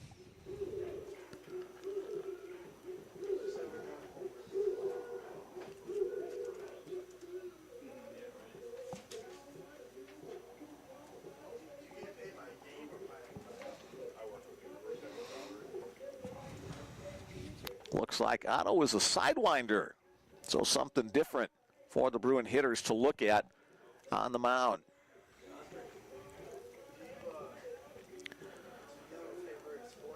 Seven of the 8 Bruin batters in this inning have reached. Scott Hansen's fly out to right field, the only non-base runner for the Bruins, as Nolan Walter awaits to be the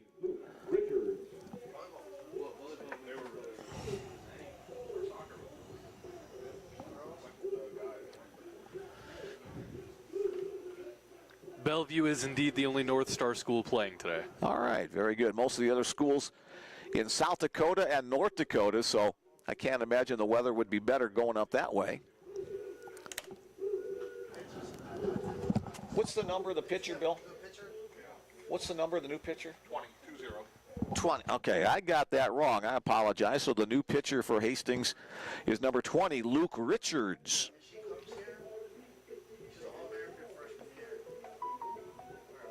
So we'll put Richards in that spot. He's the third pitcher of the day for Hastings. Another freshman righty from Glendale, Arizona. All right, so we've heard from a couple of Arizona folks today. While Luke finishes up his warm-up tosses, I'm behind here in the queue. Let me get to a couple of those.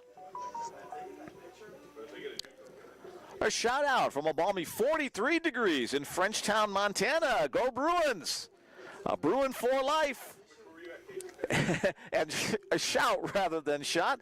All right, that's our buddies from Montana. Tanner graduated last year.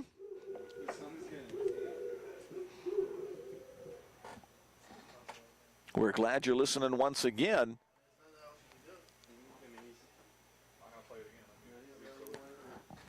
Trad, not Tanner. Trad Richardson's family listening. Sorry about that.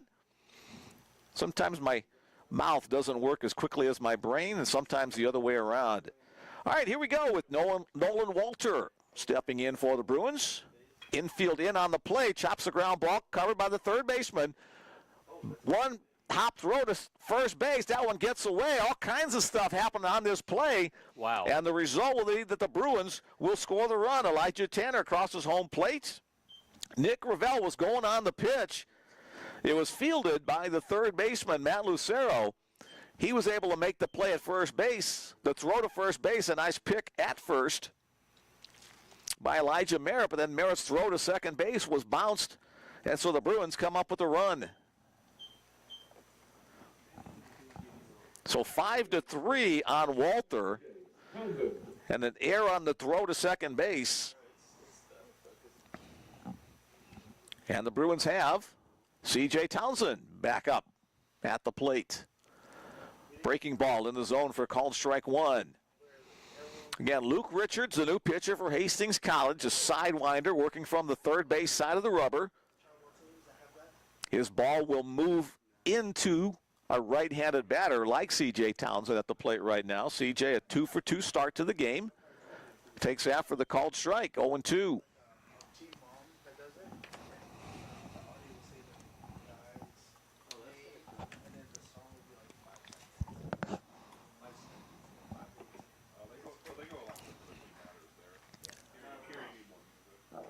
And a swing and a miss as that sweeping breaking ball fooled C.J., and he is retired to win the inning. 6 runs for the Bruins in the bottom of the fourth inning. 5 hits, a couple of errors, and 1 base runner left on. So again, our streak of base runners left on. The Bruins cashed in a bunch. They left 1 more as we head to the top of the 5th inning. The Bruins lead it by a score of 9-1.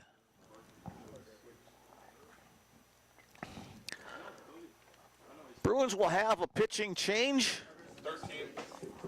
Thank you, Bill. Number 13 for the Bruins is Parker McMahon. We heard from his family earlier on in one of the texts. So Parker, number 13, will take over for the Bruins. Number 13, Parker McMahon. 6'4", 185 right-handed pitcher.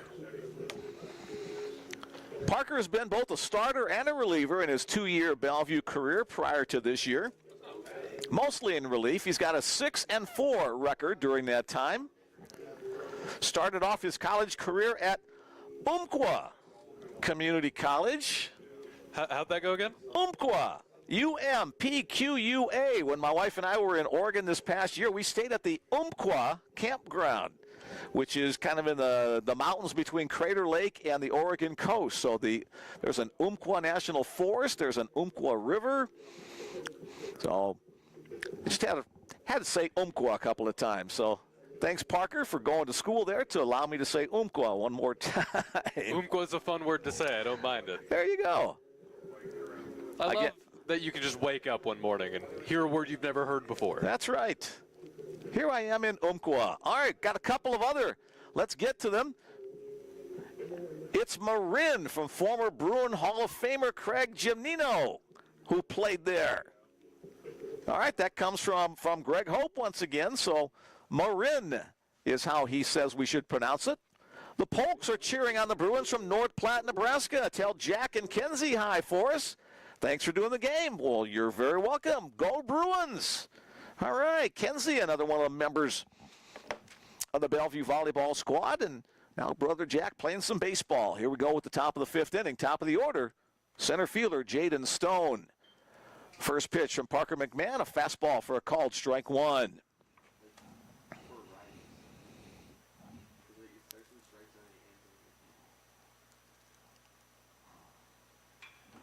Lined hard over the top of the Hastings dugout. 0-2 start.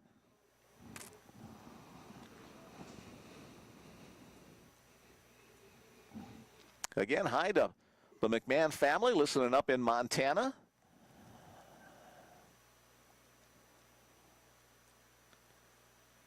And the 0-2 pitch, a waste pitch upstairs. Now 1-2. Jaden Stone yet to get on base yet this game. Stone, a junior from Eaton, Colorado.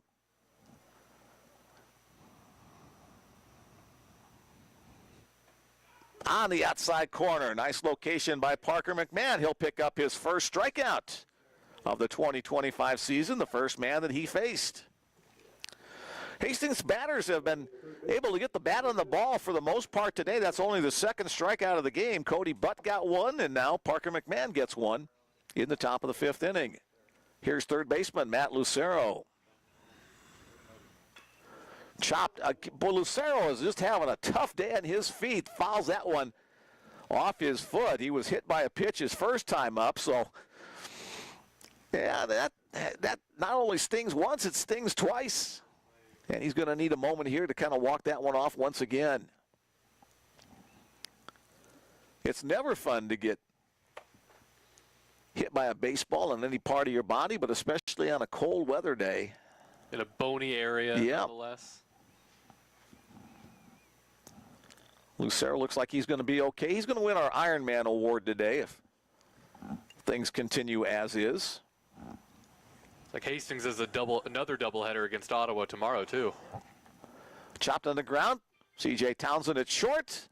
Makes the play across the diamond for the second out of the inning. We have yet to have a 1-2-3 inning in the game for either team. The Bruins on the verge of that if McMahon can tire the right fielder, Tristan Martinez. 9 runs on 11 hits for the Bruins. 1 run on 2 hits for the Broncos. Their run came in the top of the second inning. And so much for the 1-2-3 inning as Tristan Martinez able to get the bat out over the outside part of the plate and launch one into center field for the base hit.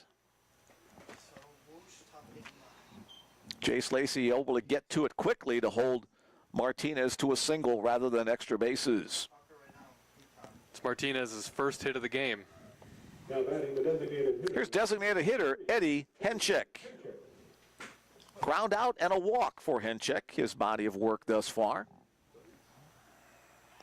Quick move by Parker, bounced over to first base. Elzer blocked it but couldn't handle it.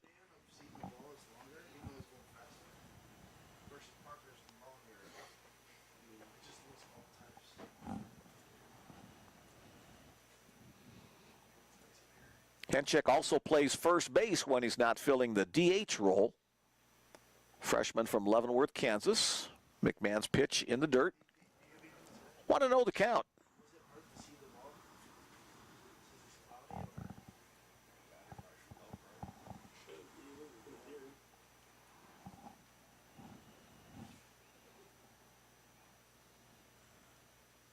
Fastball nicely located outer half for the called strike.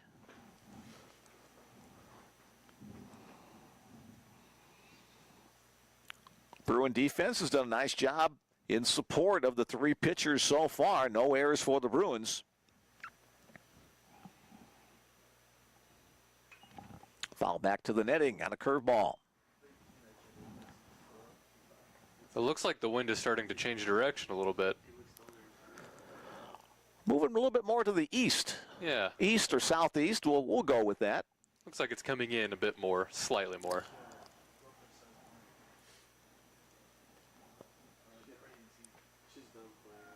Runner goes. Throw by Grant to second base in time. Nicely executed by the Bruins from Logan Grant to second baseman Nick Gravel to retire the side, cut down the runner. So the first throw out for Bruin catcher Logan Grant on the season. And no runs on one hit. There were no errors and nobody left. So the first time today we haven't had a runner left on base on the stolen base attempt by Tristan Martinez. After 4.5, the Bruins lead it by a score of 9-1.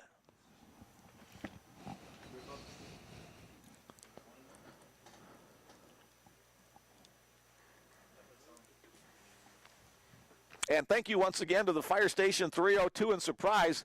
That's Luke Richards pitching. I originally got the wrong number. My old 70-year-old eyes sometimes see things that aren't there, so I apologize for that. But appreciate you guys listening in down there in Arizona as we continue on with the Bruins as we head to the bottom of the fifth inning. Again, 402-515-7654. For the Bellevue Bruins, they are part of the North Star Athletic Association. In the coaches' preseason poll, the Bruins were picked to finish in first place once again in the North Star Athletic Association. Bruins were conference regular season and tournament champions last year. That was the fifth time consecutively that the Bruins have won the regular season. They've won the regular season 7 of the 8 years the North Star has been in existence.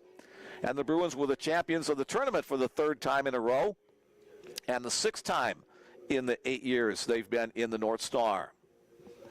Hastings Broncos are part of the Great Plains Athletic Conference. They are predicted to finish in next to last place in conference. There are 11 schools play baseball in the GPAC.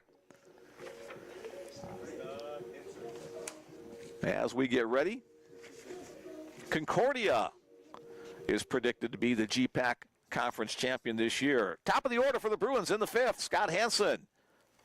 We'll start off the inning. Pitch from Luke Richards is low, ball 1. Concordia also where Bellevue heads next weekend. Actually playing in Oklahoma, but Concordia will be the opponent down in Oklahoma City. Double headers against both Concordia and the Oklahoma City Stars next weekend. Pitch on the inside corner for a called strike on the delivery from Luke Richards. 1-1 to Scott Hansen. Hansen, a little squibber off the end of the bat, down to first base. Elijah Merritt looks it in for the first out of the inning. 3 unassisted on the play. Logan Grant getting his first home run of the season and his last at-bat. Steps in. Concordia and Doane, the top 2 teams in the GPAC this year, prognosticators say. Then Morningside, Midland, Mount Marty, Northwestern, Briar Cliff, Dakota Wesleyan, Waldorf, then these Hastings Broncos and the Dort Defenders, rounding out the 11 teams that play baseball in the GPAC. Off the outside edge, ball 1 to Grant. Doane beat McPherson today, 5-4. Down low, 2-0. So other schools taking advantage of the decent weather to get on the diamond today.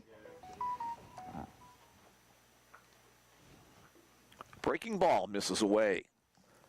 A 3-0 count for Logan. I would assume he has a green light here if he sees a pitch to his liking.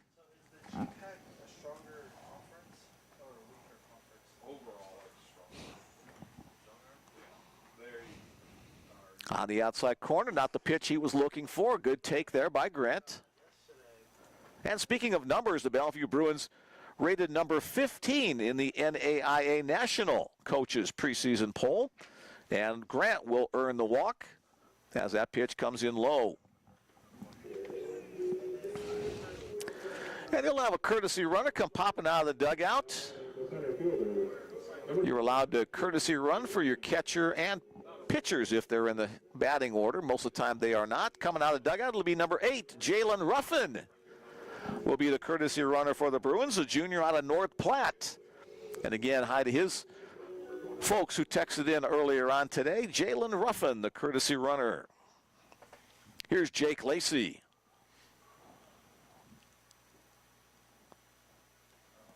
Outside, ball 1.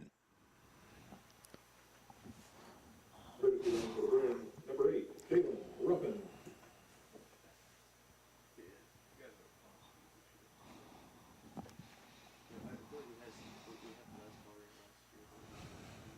Line up the middle, and it's through for a base hit. Ruffin turns second base on his way to third. And the Bruins again with the hit and run situation. Jake Lacey comes through with the base hit. That's his first hit of the season. And Ruffin advancing all the way to third on the play. Again, the Bruins have things going. The first baseman, number 36, Steven Elsner. Do you know if we're doing 10-run rule today? Hey, Sean. Former Bellevue pitcher Sean McManus joining us in the warmth of the press box. You know where that heater is. I sure do. First baseman Steven Elsner, a perfect 3-for-3 start to the season. Steps in. Runner goes. No contest on the plate, so Jake Lacey will get the stolen base. Now 2 runners in scoring position for the Bruins cleanup hitter. 3 for 3 and all doubles. What are the odds of another double here? Strike call on the pitch just above the knees. Broncos bring their infield in. Try to cut down the run at the plate. 1 out in the inning. And Elsner finally will make it out. A nice play out there by the right fielder. Tristan Martinez right on the warning track, a couple steps from the fence. So another hard hit ball off the bat of Steven Elsner. This time it'll be a sacrifice fly as he'll pick up his 3rd run batted in of the game. As courtesy runner Jalen Ruffin able to score from third. Jake Lacey held on at second base on the play. So now 2 outs in the inning for Anthony Lind. Anthony goes to the right side for a base hit. Here comes Lacey around third base, has a sharp cut, the throw to the plate, up the line a little bit, and past the catcher. That'll allow Lind to go to second base. So an RBI single for Anthony Lind. Scores Jake Lacey, and then he'll advance to second on the throwing error from the right fielder. So the 5th error of the game against Hastings College has allowed the Bruins a few additional opportunities. Number 9, Elijah Tanner. Here's the Bruins left fielder, Elijah Tanner.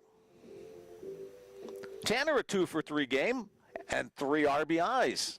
So he and Elsner with 3 runs batted in apiece for the Bruins. Part of that 11-run total. Foul back to the netting.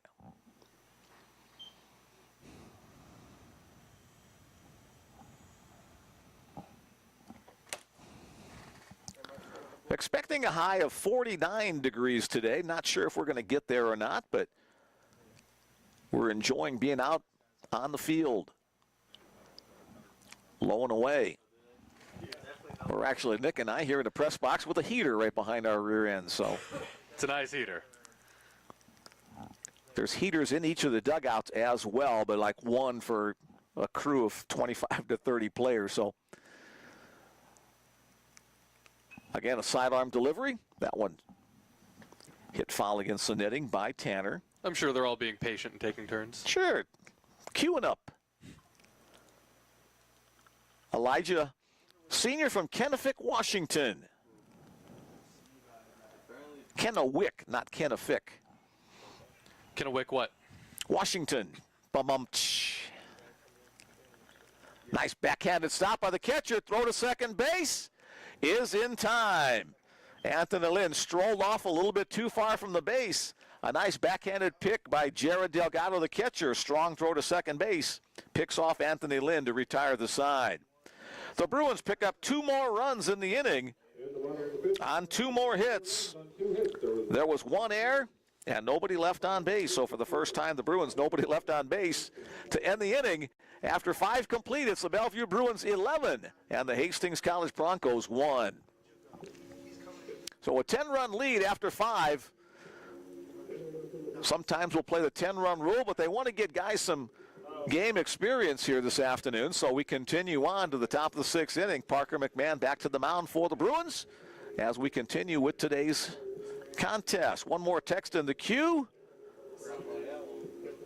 Go Hastings from Cali, California, I'm assuming from John Shepard's dad. Mick, are you telling me I have to watch more baseball? There you go. It's good duty to have. You betcha. I know I've said this many times already. I'm so glad that baseball is back. It was a long winter. I'm a Dolphins fan, so I was out on football pretty early. I gave up on them around week 4, so I've just been watching Australian baseball, a little bit of Lightem.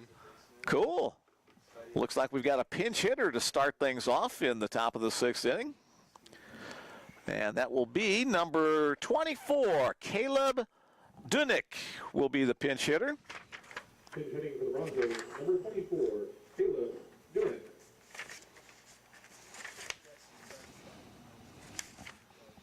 Here's the first pitch from Parker McMahon. Swung on and missed. It's from Monroe, Iowa. My home state. Aha. Pinch hitting here for DH Eddie Henchek.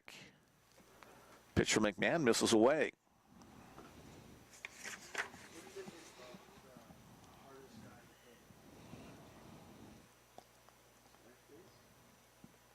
Dunick awaits the offering from McMahon. Hit on the ground, but foul up the first base side.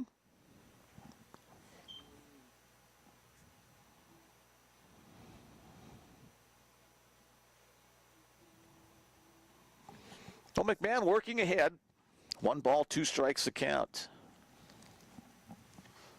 Filling the DH spot for the Broncos.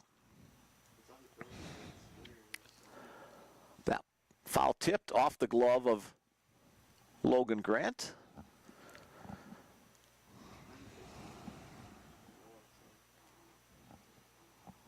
So far, all the starting defenders on the field for the Bellevue Bruins through the first 5+ innings. Not sure if we'll see any subs as the game progresses or not. Up and away. Count goes to 2-2.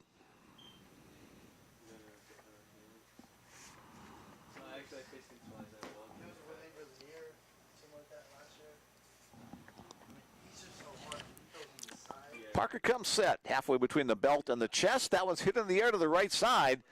Anthony Lynn out in right field has to make a couple of adjustments. Now he comes in a little bit harder, and he'll make the catch for the first out of the inning.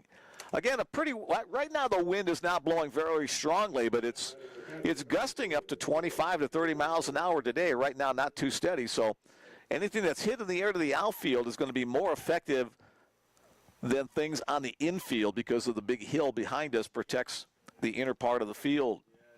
Here's the catcher, Jared Delgado, made a nice defensive play to end the last half inning. He's 0 for 1, a walk and a ground out.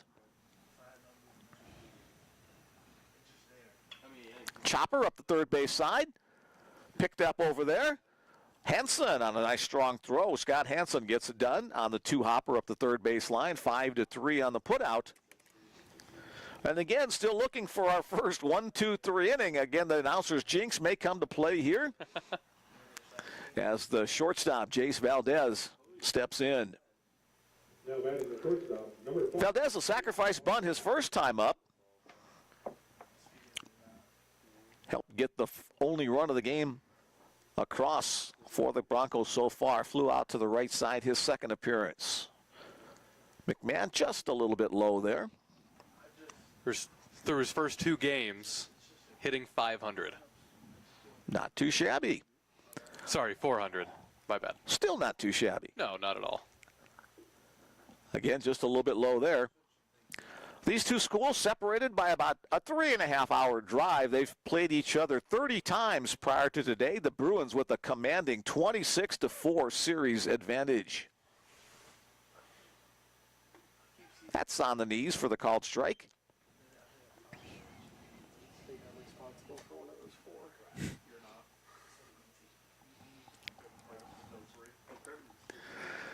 Here's the 2-1 pitch from McMahon. Down low once again, now 3-1.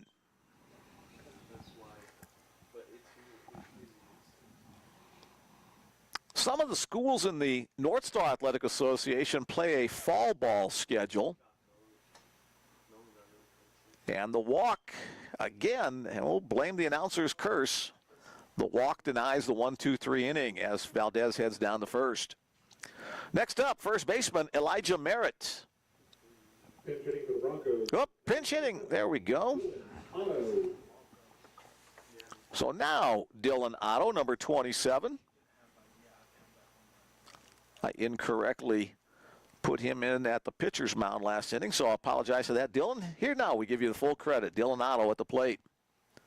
A senior from Littleton, Colorado, as Logan Grant heads out to the mound to talk to his pitcher, Parker McMahon. Bruins up 11-1. We're in the top of the 6th inning of this scheduled 9-inning contest. In 3 at-bats with 1 game so far, Otto has an average of .333 and a slugging of .667 on 3 appearances. He's got a run, he's got a hit, and an RBI. Filling up those categories nicely. McMahon's first pitch to Otto pushes him off the plate. Ball 1.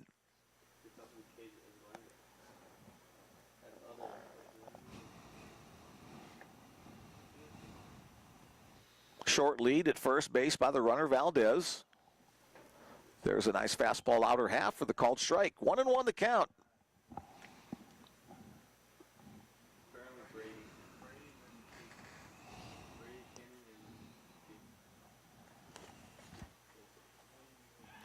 Throw over to first base. Nice pick by Steven Elsner. Close play, but back in time.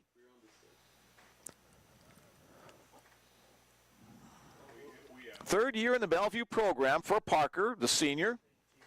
6'3", 200 pounds. Chopped on the ground. 2-hopper to second base. Nice play by Nick Gravel. And the side is retired. So only 4 hitters come to the plate in that half inning. No runs, no hits, no errors. 1 left on base after 5.5. The Bruins up by a score of 11-1. One final time, we'll give out our text message number if you've been on the fence, whether you wanted to join us this afternoon. 402-515-7654 is that number. Thanks again to everybody playing along with us this afternoon. Bellevue fans or Bronco fans, we hope you enjoy the broadcast. Bellevue fans, we'll be here all season long for our home broadcasts. After today, the Bruins on the road to Oklahoma City. Saturday and Sunday, the Bruins will have games, a doubleheader against Concordia and Oklahoma City at 12:30 and 3 o'clock on Saturday. And then on Sunday against Oklahoma City at 11 o'clock starting time for that one. You can pick up the broadcast, I would assume, from the Oklahoma City website. Then another trip to Oklahoma to take on the School of Science and Arts. Doubleheaders on February 16th. And then the first scheduled after this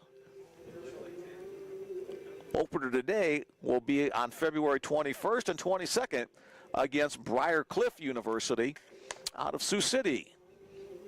Doubleheaders both those days right back here at John Stella Field at Brown Park.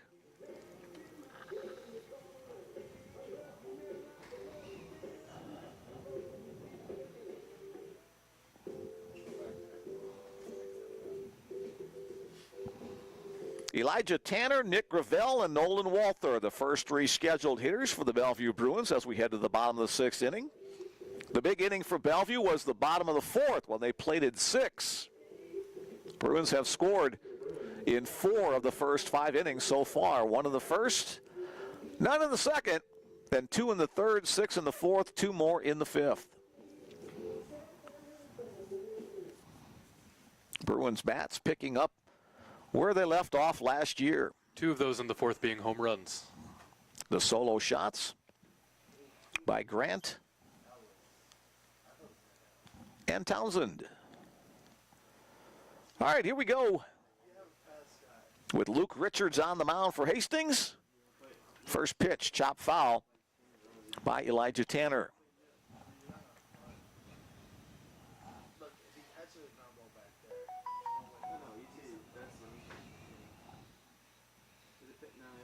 Richards working from that third base side of the rubber. Sweeping breaking ball misses wide. Tries to sweep the breaking ball away from the right-handed batters. Tries to run the fastball in on the hands. Let's see how Tanner reacts here. And that's going to be his trifecta, the 3rd hit of the game for Elijah Tanner. So the hat trick for him. And a 3-for-4 afternoon after grounding out his first time up. Single, single, single. 3 hits and 3 runs batted in. A good start to the career of Elijah Tanner. Here's second baseman Nick Gravel. Right-handed throwing, left-handed batting, Nick Gravel. Halifax, Nova Scotia. Second year as a Bellevue Bruin. Played some limited action last year. A good start. He hopes to have an even better second season. Was playing really well until he took that line drive to the rib cage on third base.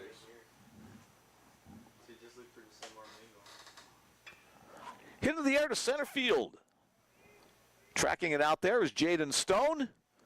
And he'll make the catch for the first out of the inning. Gravel got under that just a little bit. Now batting the designated hitter, number 5, Nolan Walter. Nolan Walter steps in for the Bruins. Nolan looking for his first hit of the year. Strikeout in the second, grounded out in the 3rd and 4th. So looking to get an average as a Bellevue Bruin. Called strike 1 on the first delivery from Luke Richards in this at-bat. 14 hits thus far for the Bruins through the first 5 innings of play. 5 in that 3rd innings of play. That's going to be hit hard into the gap into right center field. Cut off there by the right fielder. On his way to 3rd goes Elijah Tanner. And there is the first hit of the 2025 season for Nolan Walter, the first hit in the career of Walter. So runners at the corners with 1 away. That'll bring to the plate shortstop C.J. Townsend. Now batting the shortstop, number 7, C.J. Townsend. Last time CJ was up, one of the home run hitters, one of the solo shots. Single, dinger, and strikeout the 3 times up for C.J. so far today. Slightly open batting stance. Chopper. That'll score the run. A nice play by the shortstop to get the lead out at second base, but they were not able to turn the double play. So it's a fielder's choice. Walter retired 6-4 on the play at second base, but Elijah Tanner comes in to score the 12th run of the game for the Bruins. Now batting the third baseman, number 4, Scott Hansen. Well, the Bruins now have scored in 5 of the 6 innings as they turn the top of the order once again. Here is Scott Hansen. And a step-off move by Richards. No throw because his first move was stepping off the rubber.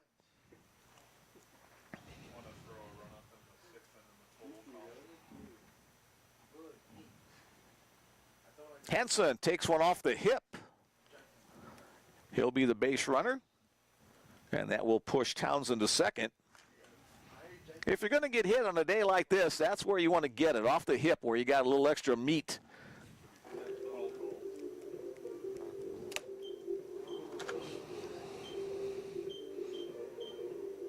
I think that's the first Bruin hit by pitch in today's game. A couple of times the Broncos have earned that black and blue 90 feet. Here's Logan Grant, walked his last time up after launching a home run his previous at-bat.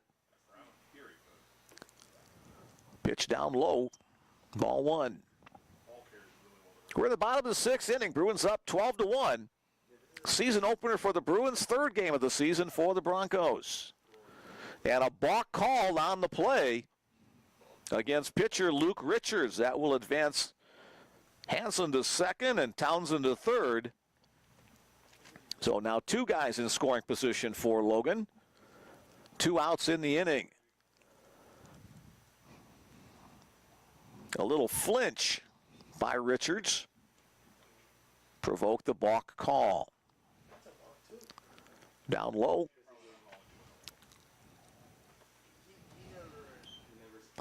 Two 2-0 the count on the Bruin catcher Logan Grant, hoping to have another great season. Now in his third year with the Bellevue Bruins. Chopped on the ground to second. Pick there.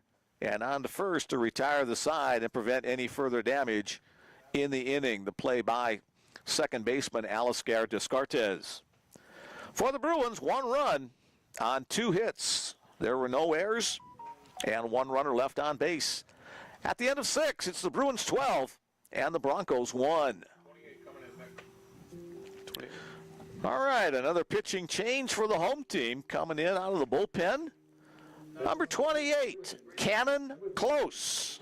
You know, if my name is Cannon, I'm glad I'm a pitcher.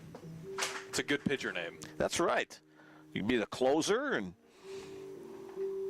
Cannon, that nice powerful arm.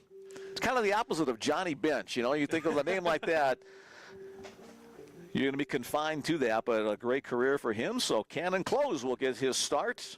And I put on closer already in the so Cannon Close, his first opportunity on the mound as a Bellevue Bruin. There's some names you hear, and you're just like, that's a great baseball name. You can't do anything. You have to be a ball player.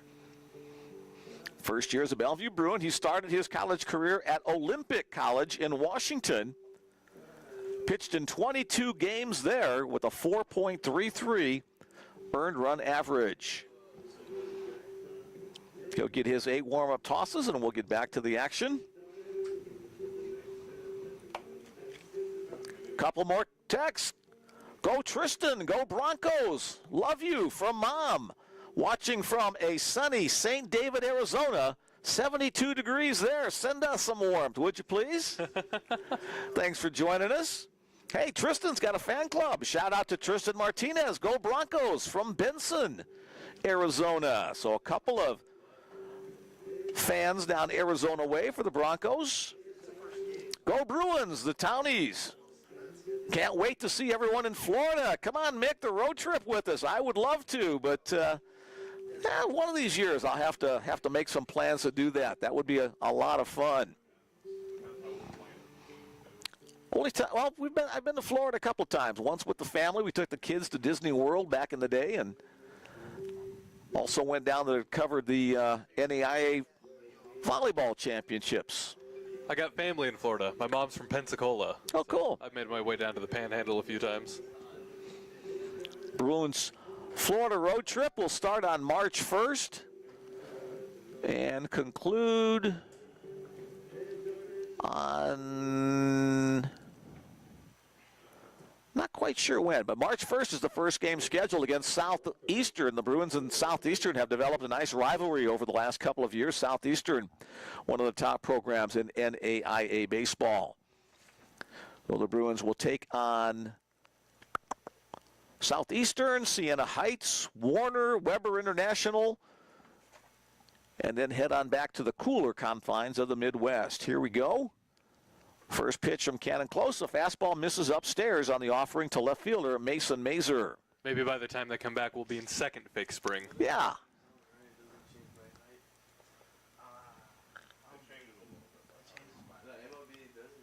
Close working from the stretch, as have all of his previous Bellevue pitchers. That one's hit in the air to deep left field. It's carrying, a little bit of wind helping it, and that one will get out of here. Just don't hit my car. I'm out there parked behind that tree.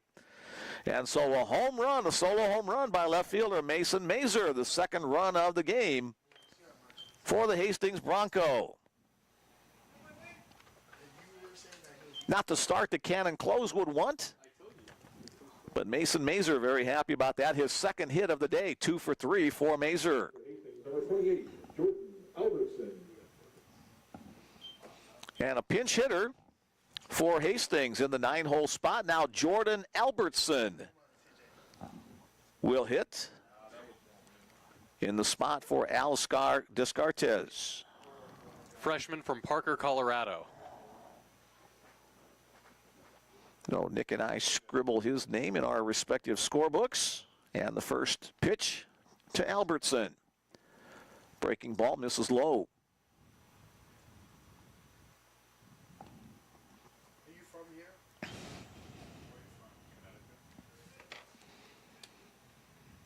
No, Descartes a 1 for 2 afternoon unless he re-enters on the knees for the called strike.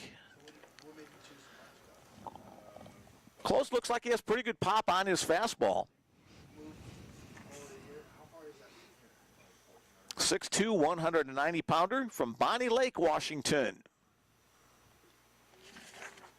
A little low on that one. The Pacific Northwest has always been a very good recruiting ground for the Bellevue Bruins. Washington, Oregon, Idaho. Montana's probably not considered Pacific Northwest, but Bellevue's had quite a few players from there as well. Foul out of play, a little tardy on the fastball from Close.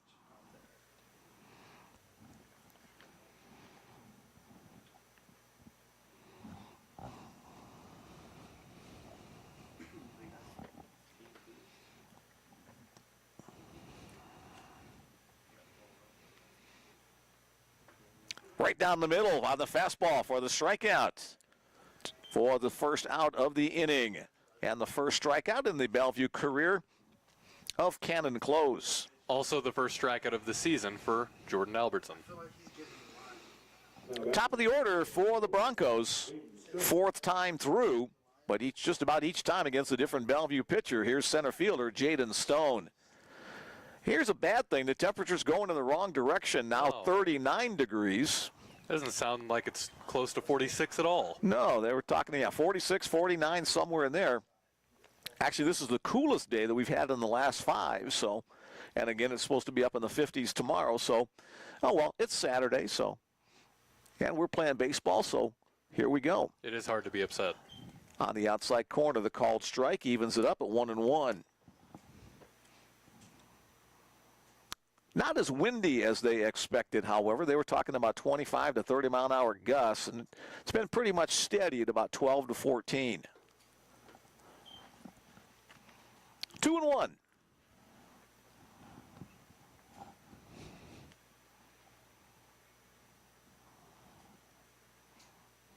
I hope you're enjoying the weather comparisons if it's warmer where you are than where we are. Breaking ball in.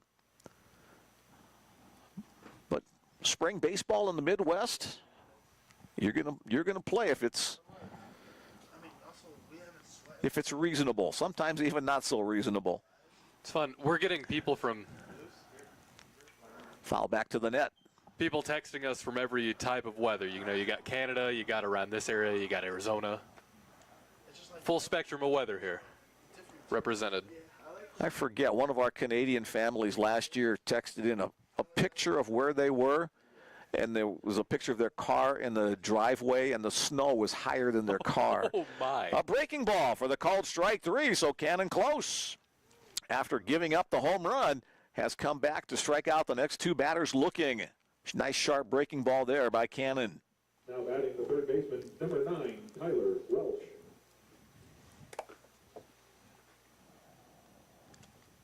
Yep, looks like we've got a pinch hitter here.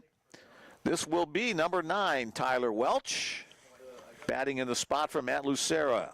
He, not necessarily a record you'd like to be leading your team in, but he leads Hastings after 2 games with 5 strikeouts. So hopefully better outcomes for Welch as the season progresses.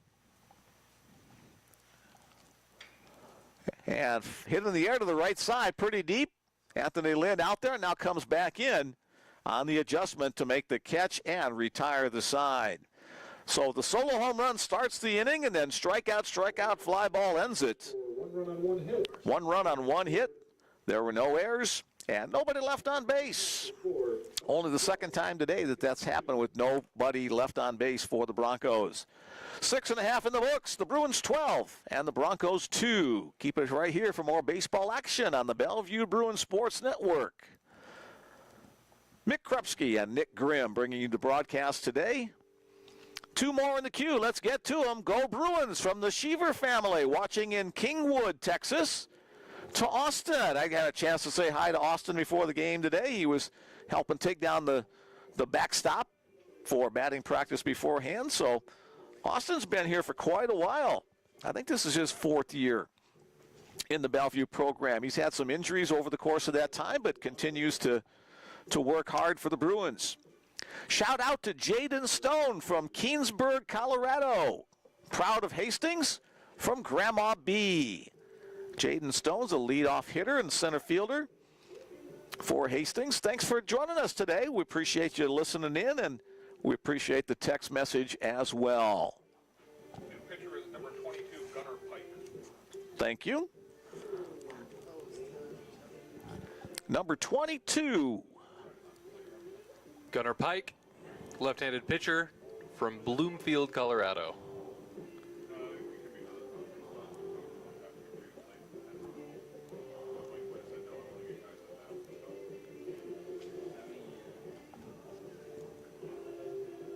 Remaining in the game for the Broncos, now playing second base, number 28, Jordan Albertson.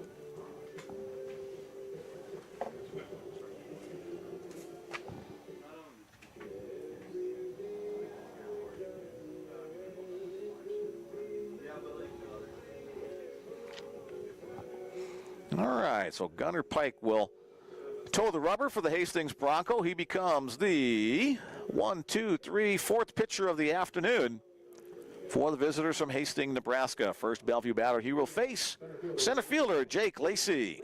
Jordan Albertson is staying out at second base. First pitch called strike 1.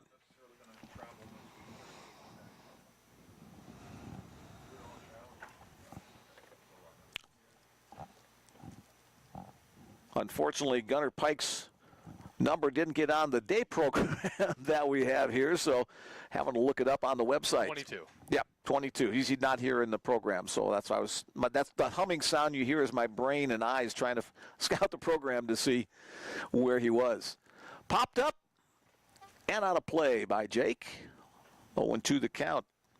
Your humming is probably better than what happens to me. You can hear the hamster wheel squeaking when I'm thinking. And most of the folks who started the game are still with us.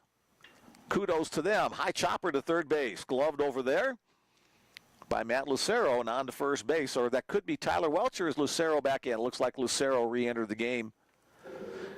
1 up, 1 down in the bottom of the 7th inning.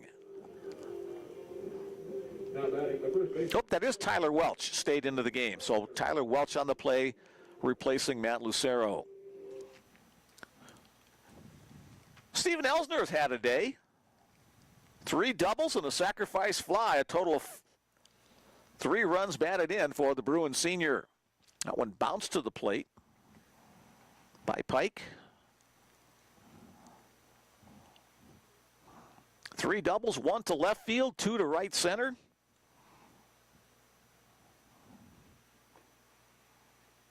And a long fly ball as well for the sacrifice fly.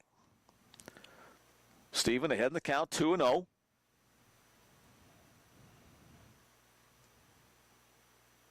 Now 3-0.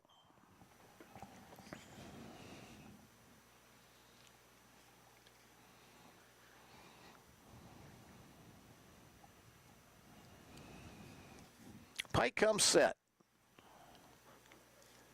And a 4-pitch walks to Steven Elsner. The Bruins have had base runners on in each of the first 7 innings. Anthony Lynn, the next Bellevue batter. Now batting the right fielder, number 17, Anthony Lind.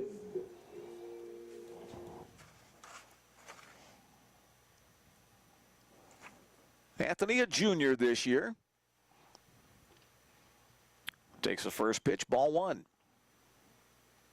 15 hits for the Bruins on the afternoon, 12 runs. 4 runs for the Broncos, 4 hits, and 2 runs. Big swing by Anthony, comes up empty. May have got a little piece of it on the foul at the plate. 5 errors have hurt the Hastings cause. Bruins still without an error in today's game. Another pitch bounced up. Nice job at the plate to keep it in front.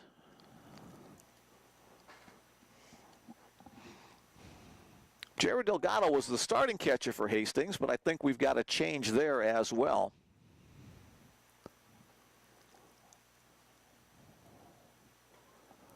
Up and away, as Gunnar Pike having some difficulty finding the zone.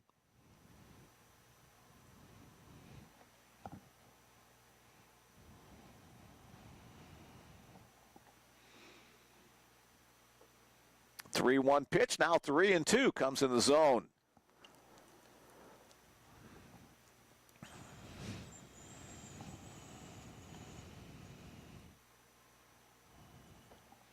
Here's the payoff.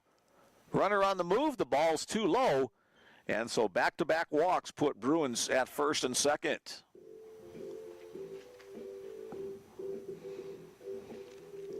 Elijah Turner, the next Bruin to step in. Fifth time that Tanner has stepped to the plate. 3 of the first 4 previous trips, he's slapped a base hit. Up and away.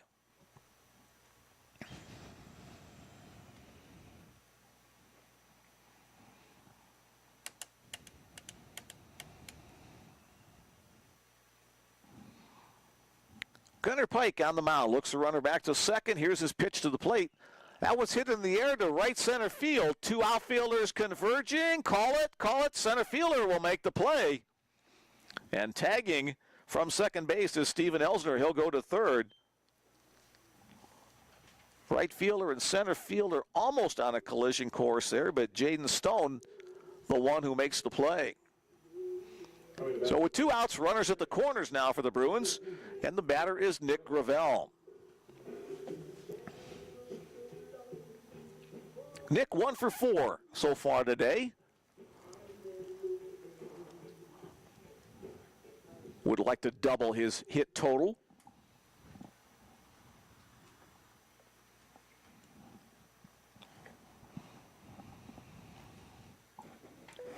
Outside on the first offering.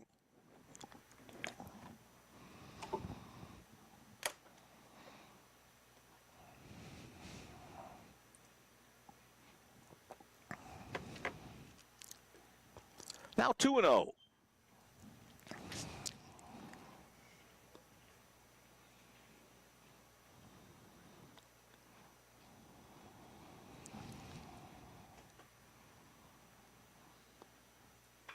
Chop foul up the first base side.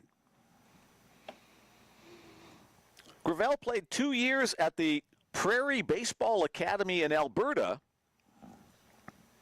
and got a cup of coffee down at Hill College in Hillsboro, Texas. Played in 1 game there.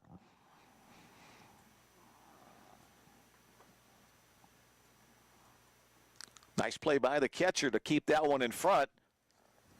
Anthony Lynn got a good read, and he'll head to second base on the wild pitch, but Steven Elsner had to hold at third. You mentioned cup of coffee. I was trying to figure out a way to work a Tim Hortons joke in here somewhere, but I couldn't think of it. Hamsters. Do you hear it squeaking? There you go. 3-1 the count. And, ooh, off the helmet. It comes off his head, but looks like Nick just kind of got a glancing blow on that one, and he'll head down to first base to load the bases for the Bruins with 2 outs in the 7th.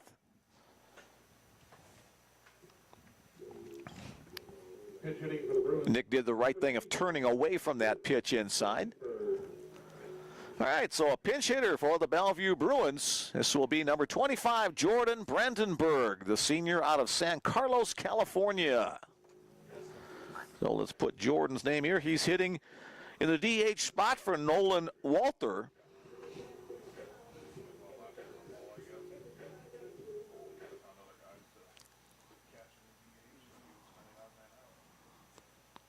There we go. All right, officially in my book, or unofficially, either way.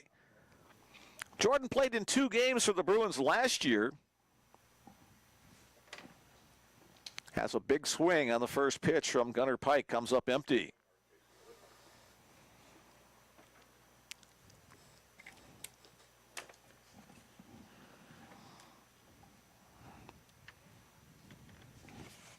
Pike looks in for the signal. Breaking ball comes into the zone. Brandenburg has modeled a lot of uniforms, as they say. He played 2 years at Kenyatta College, 1 year at Feather River College, and 1 year at Missouri Baptist University. Second year as a Bellevue Bruin. That one gets away from the catcher. Here comes a runner from third, and Steven Elsner will score on the wild pitch. A couple of wild pitches in the inning. Lind advances to third, Gravel up to second. And it's now 13-2. Bruins have scored in every inning except the second. 1-0, 2-6, 2-1-1.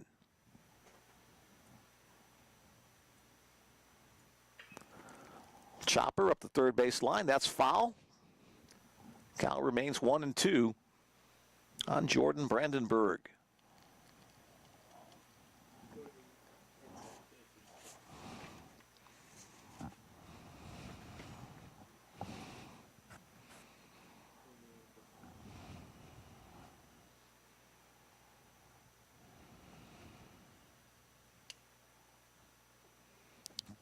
Low and in, 2-2. 2 balls, 2 strikes, 2 out, 2 on.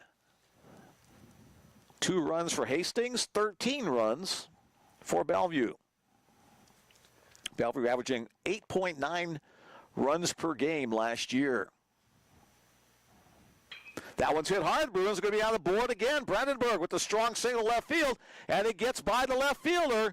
2 runs scored. Brandenburg on his way to second. That's where he will hold up. So 2 runs batted in for Jordan Brandenburg on the sharp single, and then the E7.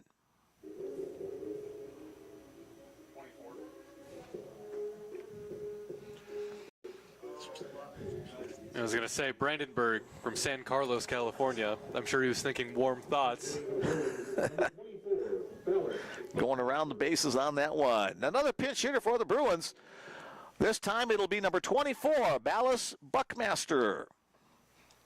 His first plate appearance as a Bellevue Bruin. Going from San Carlos and Brandenburg to Buckmaster from Anchorage, Alaska. Haven't had a lot of Alaska natives in the Bruin roster over the time I've been doing the broadcast, so up and away on the first pitch to Buckmaster.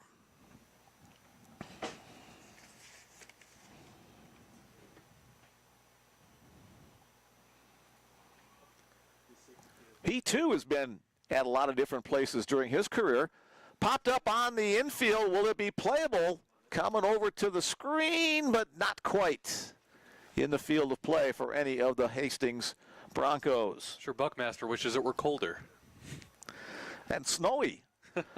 Buckmaster played 3 years at Pierce College in Washington, 1 year at Dickinson State, another member of the North Star Athletic Association, and then a partial season at the University of Antelope Valley before that school closed and their baseball program shut down.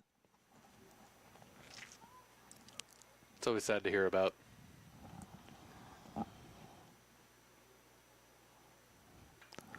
Foul out of play. This time a little further away. Now 1-2 the count.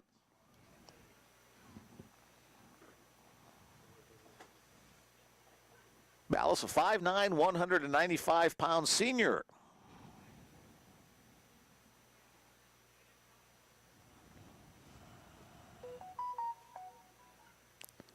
Tries to hold his swing. And they'll appeal. And they say, nope, he didn't hold up, so the strikeout will retire the side. I'll say Buckmaster, a pitch hitter, or switch hitter as well. In the 7th inning, the Bruins pick up 3 more runs. Bellevue scored 3 runs on 1 hit. Only 1 hit in the inning. 1 error and 1 man left on base. 7 innings in the book. 2 more to go. Bruins 15 and the Broncos 2.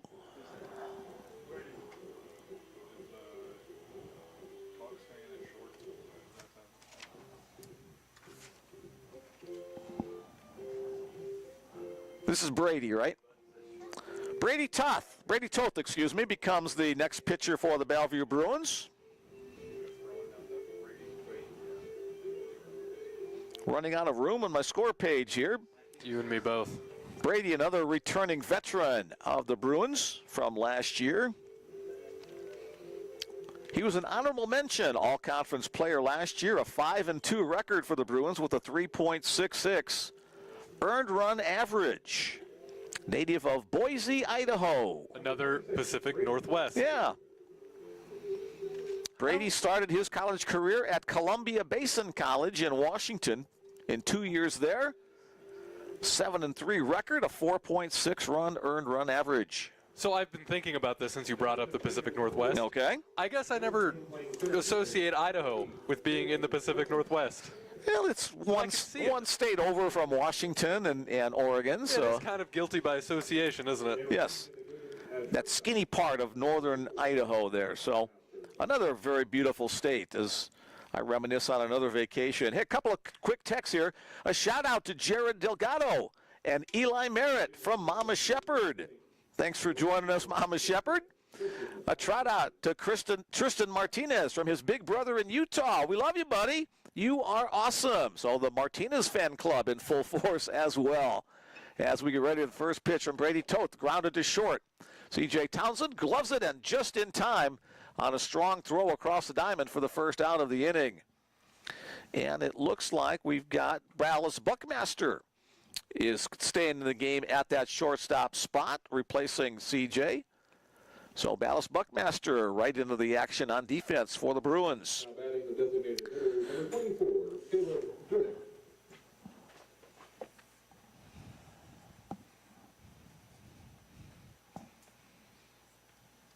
Here's Caleb Dunnick, came on in that DH spot. And he's first pitch swinging again. Dallas Buckmaster stays down on the ball, throws across the diamond, and 6-3 for the first out, 6-3 for the second out of the inning as Dunnick is retired. Are we going to get that 1, 2, 3 inning? I'm not even going to say it. So this time it's going to be on you, Nick, if we don't get the 1, 2, 3 inning.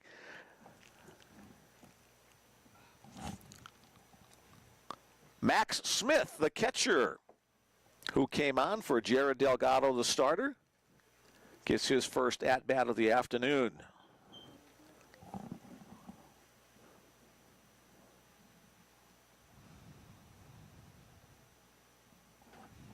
Here's the pitch from Toth to Smith. Foul tip into the glove of the catcher. 1-1 the count.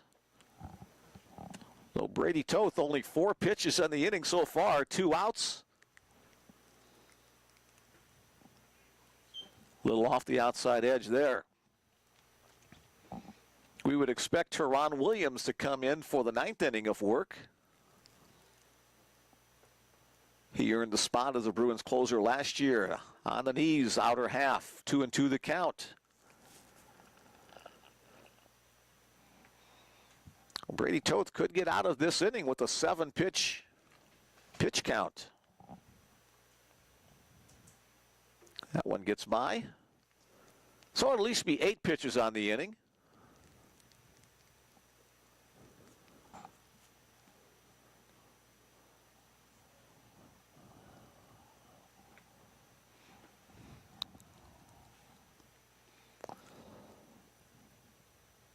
Full count to the Broncos catcher, Max Smith. Swing and a miss on a breaking ball, the strikeout. So each of the Bruin pitchers has come on and delivered at least 1 strikeout in their 1 or 2 innings of relief work. Single digits in the inning for pitcher Brady Toth. And there is the first 1-2-3 inning of today's game against either team as we head to the bottom of the 8th inning. The Bruins up 15-2. I guess I just needed to say it this whole time. There you go. Nick's the magic guy for getting 1-2-3 innings, so I failed miserably in my job. Okay, one more text in the queue.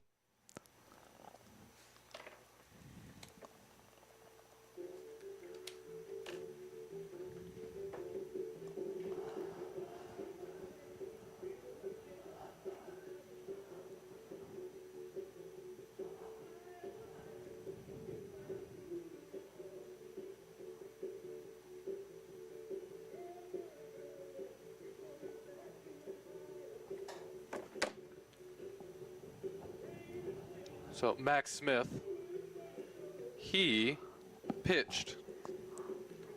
I lost my chart. I had it, then I lost it. He pitched in the last couple games against Hastings. The 6.00 ERA. As this will more than likely be the final at-bat for the Bruins in the bottom of the 8th inning, leading by double digits, 15-2. Gunnar Pike back out to the mound for his second inning of relief work.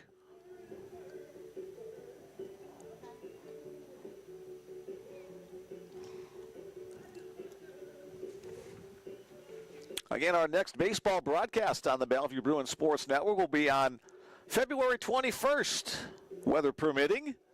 You always have to say that when you're talking about baseball in February or March or sometimes April, too. Briar Cliff will come to town to take on the Bruins on February 21st and 22nd, a Friday and Saturday doubleheader. Friday action on the 21st begins at 1 o'clock. The Saturday doubleheader begins at 12 noon. That's our next broadcast here. The Bruins with road trips to Oklahoma the next 2 weekends, and then the trip to Florida beginning the 1st of March. Here we go back to the action right now for the Bruins. Top of the order, third baseman Scott Hansen.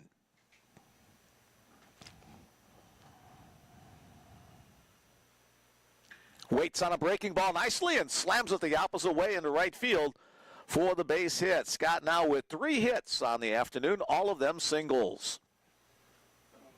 Not a bad afternoon of work. You betcha. Second year as a Bruin for Scott in limited action last year. Sure, after getting hit by that pitch in the 6th, getting on base is a nice little consolation. Does what a leadoff guy should do, gets on base. He was on base 4 of the 6 times up today. Logan Grant with another big swing going for the downs. Nothing there, 0-1 the count. Grant with a solo home run today in the 4th inning.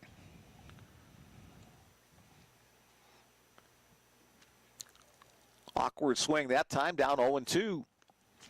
I mentioned earlier on that some of the North Star schools play a fall schedule. None of those games in conference, but back in September, Jamestown had a 6-2 record in their fall ball season. And Logan, a pitch, kind of a questionable location there. Logan's going to have some unhappy words with the home plate umpire as he walks back. That's the first out of the inning. So Logan will finish 1 for 5 on the day. That one hit, a solo home run. Here's Bruins center fielder Jake Lacey.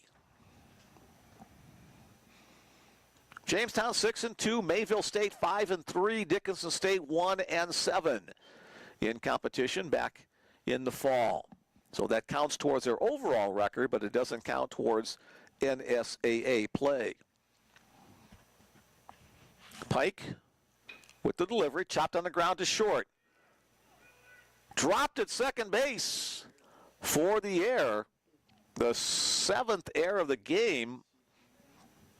Excuse me, the 6th error of the game. So Lacey will reach on the fielder's choice.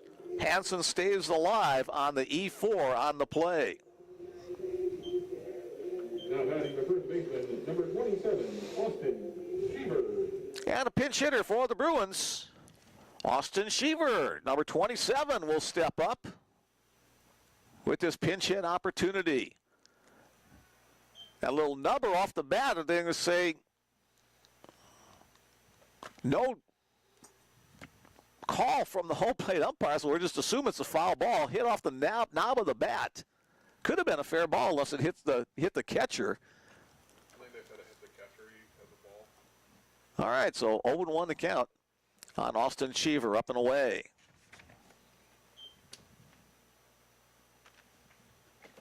Austin, the sophomore out of Kingwood, Texas. We heard from his family earlier on in a text message. More like the text message. There we go. Bum, bum, bum. T-E-X. I caught that one. I'm not as dumb as I look.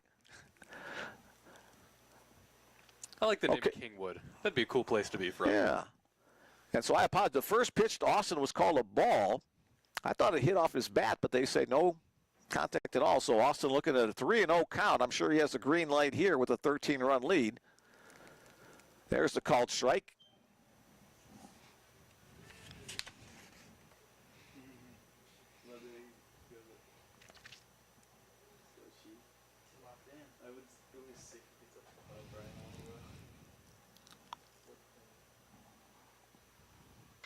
And that's going to be a base hit to the right side as Austin delivers the hit.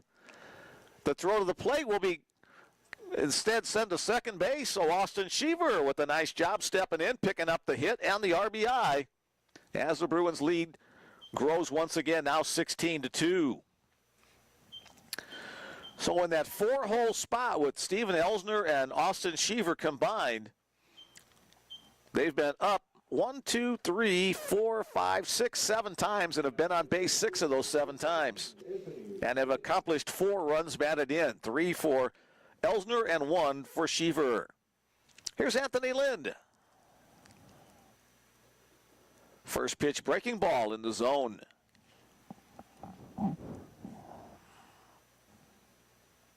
Runners at the corners.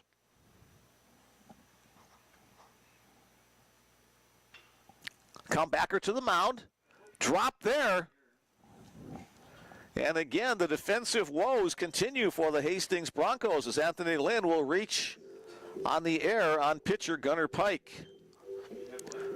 Pike was kind of just took his eye off the ball. The comebacker, he was trying to look to the runner at third base to make sure he wasn't going. And in looking up, he lost the ball out of his glove. And now the base is loaded with 1 out for left fielder Elijah Tanner.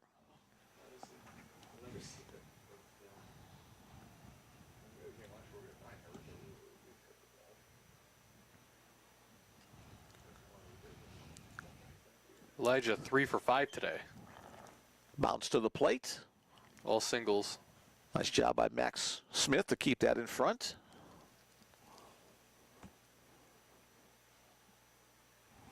Oh, 8 errors on the day for Hastings.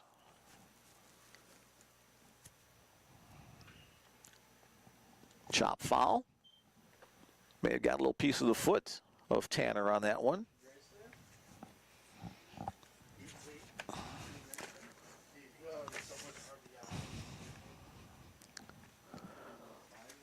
Last year, the Bruins defense was one of the team's strength. They only made 48 errors in 53 games. Foul to the screen. It's a .974 fielding percentage.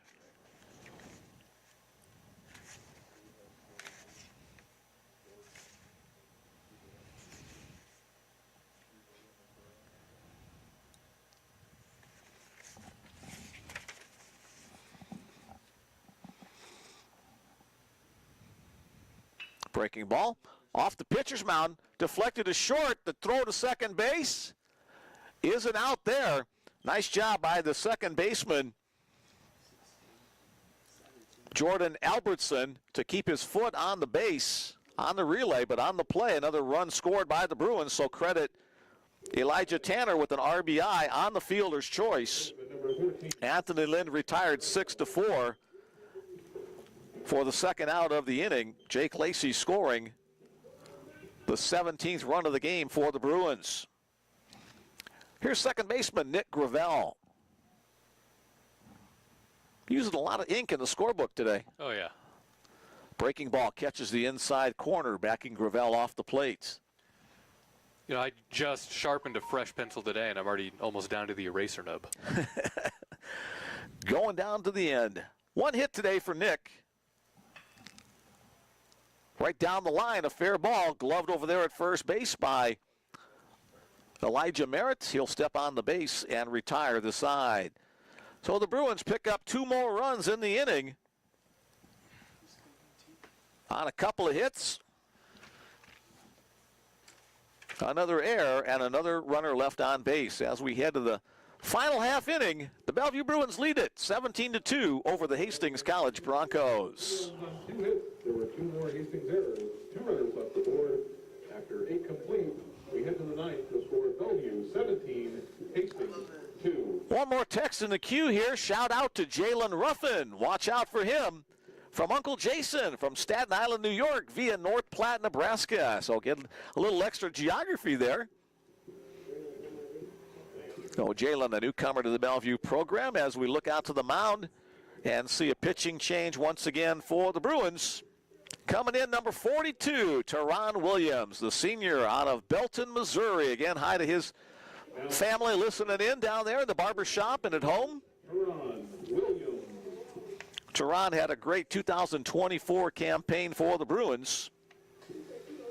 In fact, in 2023, he was an all-conference honorable mention. Last year, he was an all-conference first-teamer. Last year, in 13 appearances, a 0.56 earned run average. Outstanding work, hoping to keep it up in this 2025 season. Teron Williams on for the Bruins. So what you're saying is he's a pretty good pitcher. He is a darn good pitcher. Not the biggest body guy, but he really gets a lot of torque from his body on the mound and has good pop on his fastball. A hug from third baseman Scott Henson for Teron as he and Logan Grant get together, making sure they're on the same page with their signals. As the final at-bat for Hastings College Broncos, unless they can come up with 15 or more runs in this half inning. Leading it off, the shortstop, Jace Valdez. Could you imagine if that happened? I lived through that one time. Now, it was 13, but first pitch from Williams, a breaking ball for a called strike 1.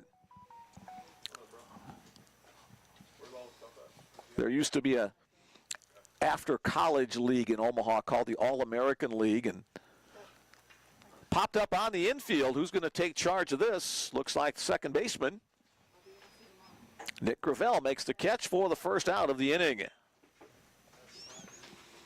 And we were tied going into the final inning, and our team just completely collapsed and gave up 13 runs in one inning. And woof. Yeah.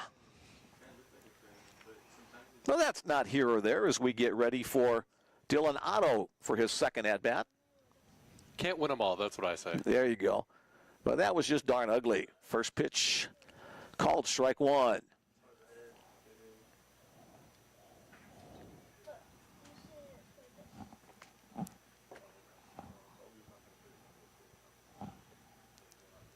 That one's hit, and a base hit in the left field for Dylan Otto. He hustles down the first base line and head back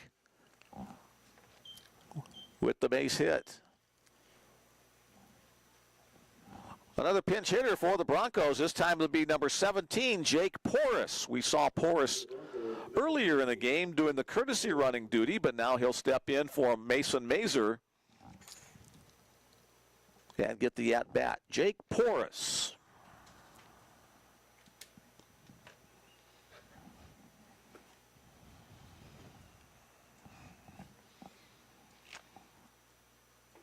Nice sweeping breaking ball from Teron in the zone, called strike 1.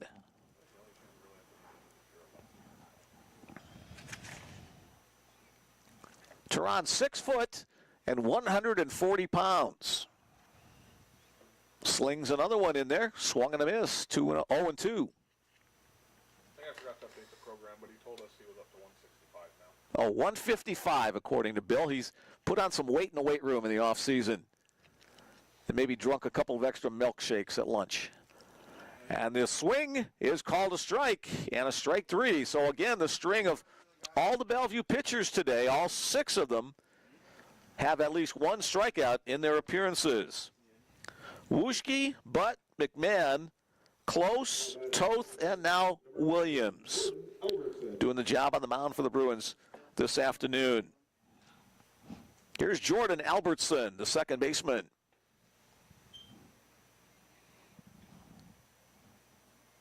Albertson, a strikeout in his only plate appearance today, came on in relief of Aliscar Descartes in that second base spot. Teran will step off the rubber. Yeah, now back to work, working from the third base side of the rubber.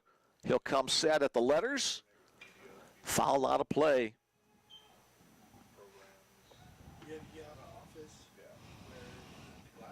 Left fielder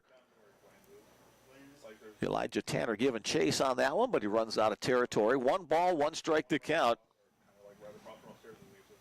on Jordan Albertson.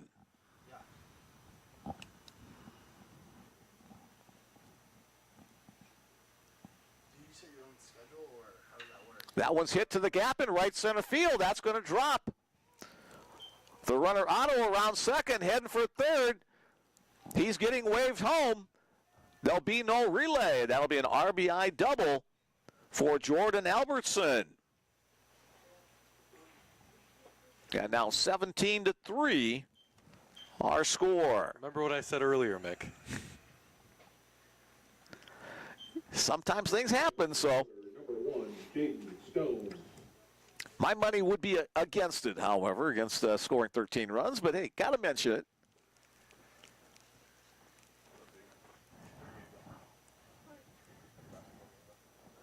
Back to the top of the order, center fielder Jaden Stone. Stone, one of only 2 Broncos who have played the entire game. Swing and a miss on the pitch from Teran Williams. So Teran, who last year had an ERA of less than 1, gives up the earned run in his first appearance in 2025. That one gets away from Grant on the wild pitch. That will advance Albertson to third.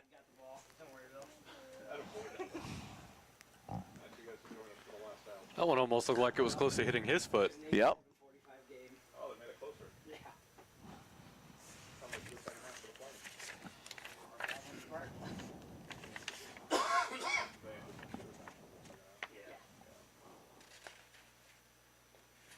Looked like a change at that time as the bottom fell out of it. 1 ball, 2 strikes to count. Last year in 16 innings of work, all in relief, Teran had 15 strikeouts against only 2 walks. So usually very, very good control for Williams. That one glances off of Grant. Here comes a runner from third. The throw to the plate will not be in time. So heads up play by Jordan Albertson to hustle down the line on 2 wild pitches in the inning against Teran Williams. That will probably not be considered an earned run.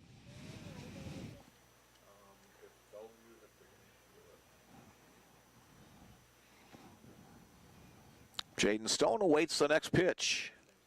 2-2 offering on its way. There's a called strike 3. And that's how today's game will come to an end with the strikeout. Second strikeout of the inning for Teran Williams when he does give up 2 runs, making our final score, the Bellevue Bruins 17, the Hastings College Broncos 4. For the winning Bellevue Bruins, 17 runs on 18 hits, no errors against the Bruins, playing perfect defense. For the Hastings Broncos, 4 runs on 5 hits, and they committed 8 errors defensively. With the victory, the Bellevue Bruins are 1-0 to start the season. With the loss, the Hastings Broncos drop to 0-3. The 2 head coaches meet at the home plate area as the teams will shake hands to conclude tonight's contest. A good start to the season for the Bellevue Bruins. It's a very good start, and They did exactly what I hoped they would at the top of the broadcast, where they need to take advantage of some of the pitching.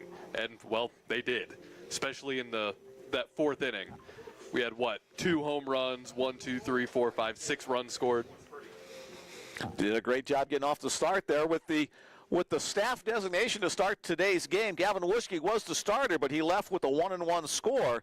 So Cody Butt coming on in relief, the second Bruin pitcher of the day, will pick up the win on the mound. The Bruins now 1-0 to start the season before their trip next weekend down to Oklahoma City to take on the Oklahoma City Stars and the Concordia Bulldogs from the Great Plains Athletic Conference and the Red River Conference as the Bruins get off to a good start to start this season. Again, multiple Bruins with multiple hits.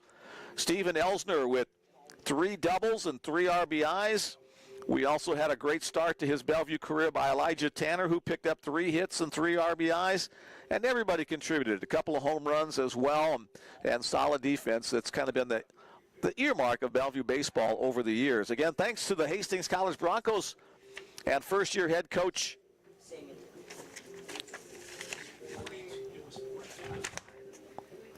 Steve Maddox. Sorry, Steve, lost the paper where I had your name, for making the trip here to John Stella Field to get today's game in. Thanks to everybody for listening in. A special thanks to all the folks who sent along text messages during the course of the day, and special thanks once again to Nick Grimm for his first game as a Bellevue Bruin. Thank you so much for having me. Thank you for letting me get here and let my hamster wheel squeak all over the There you go. It's a job you kind of learn by doing. So a good start for you, and continued games coming up. We'll be back in a couple of weeks to bring more baseball action to all of you listening in.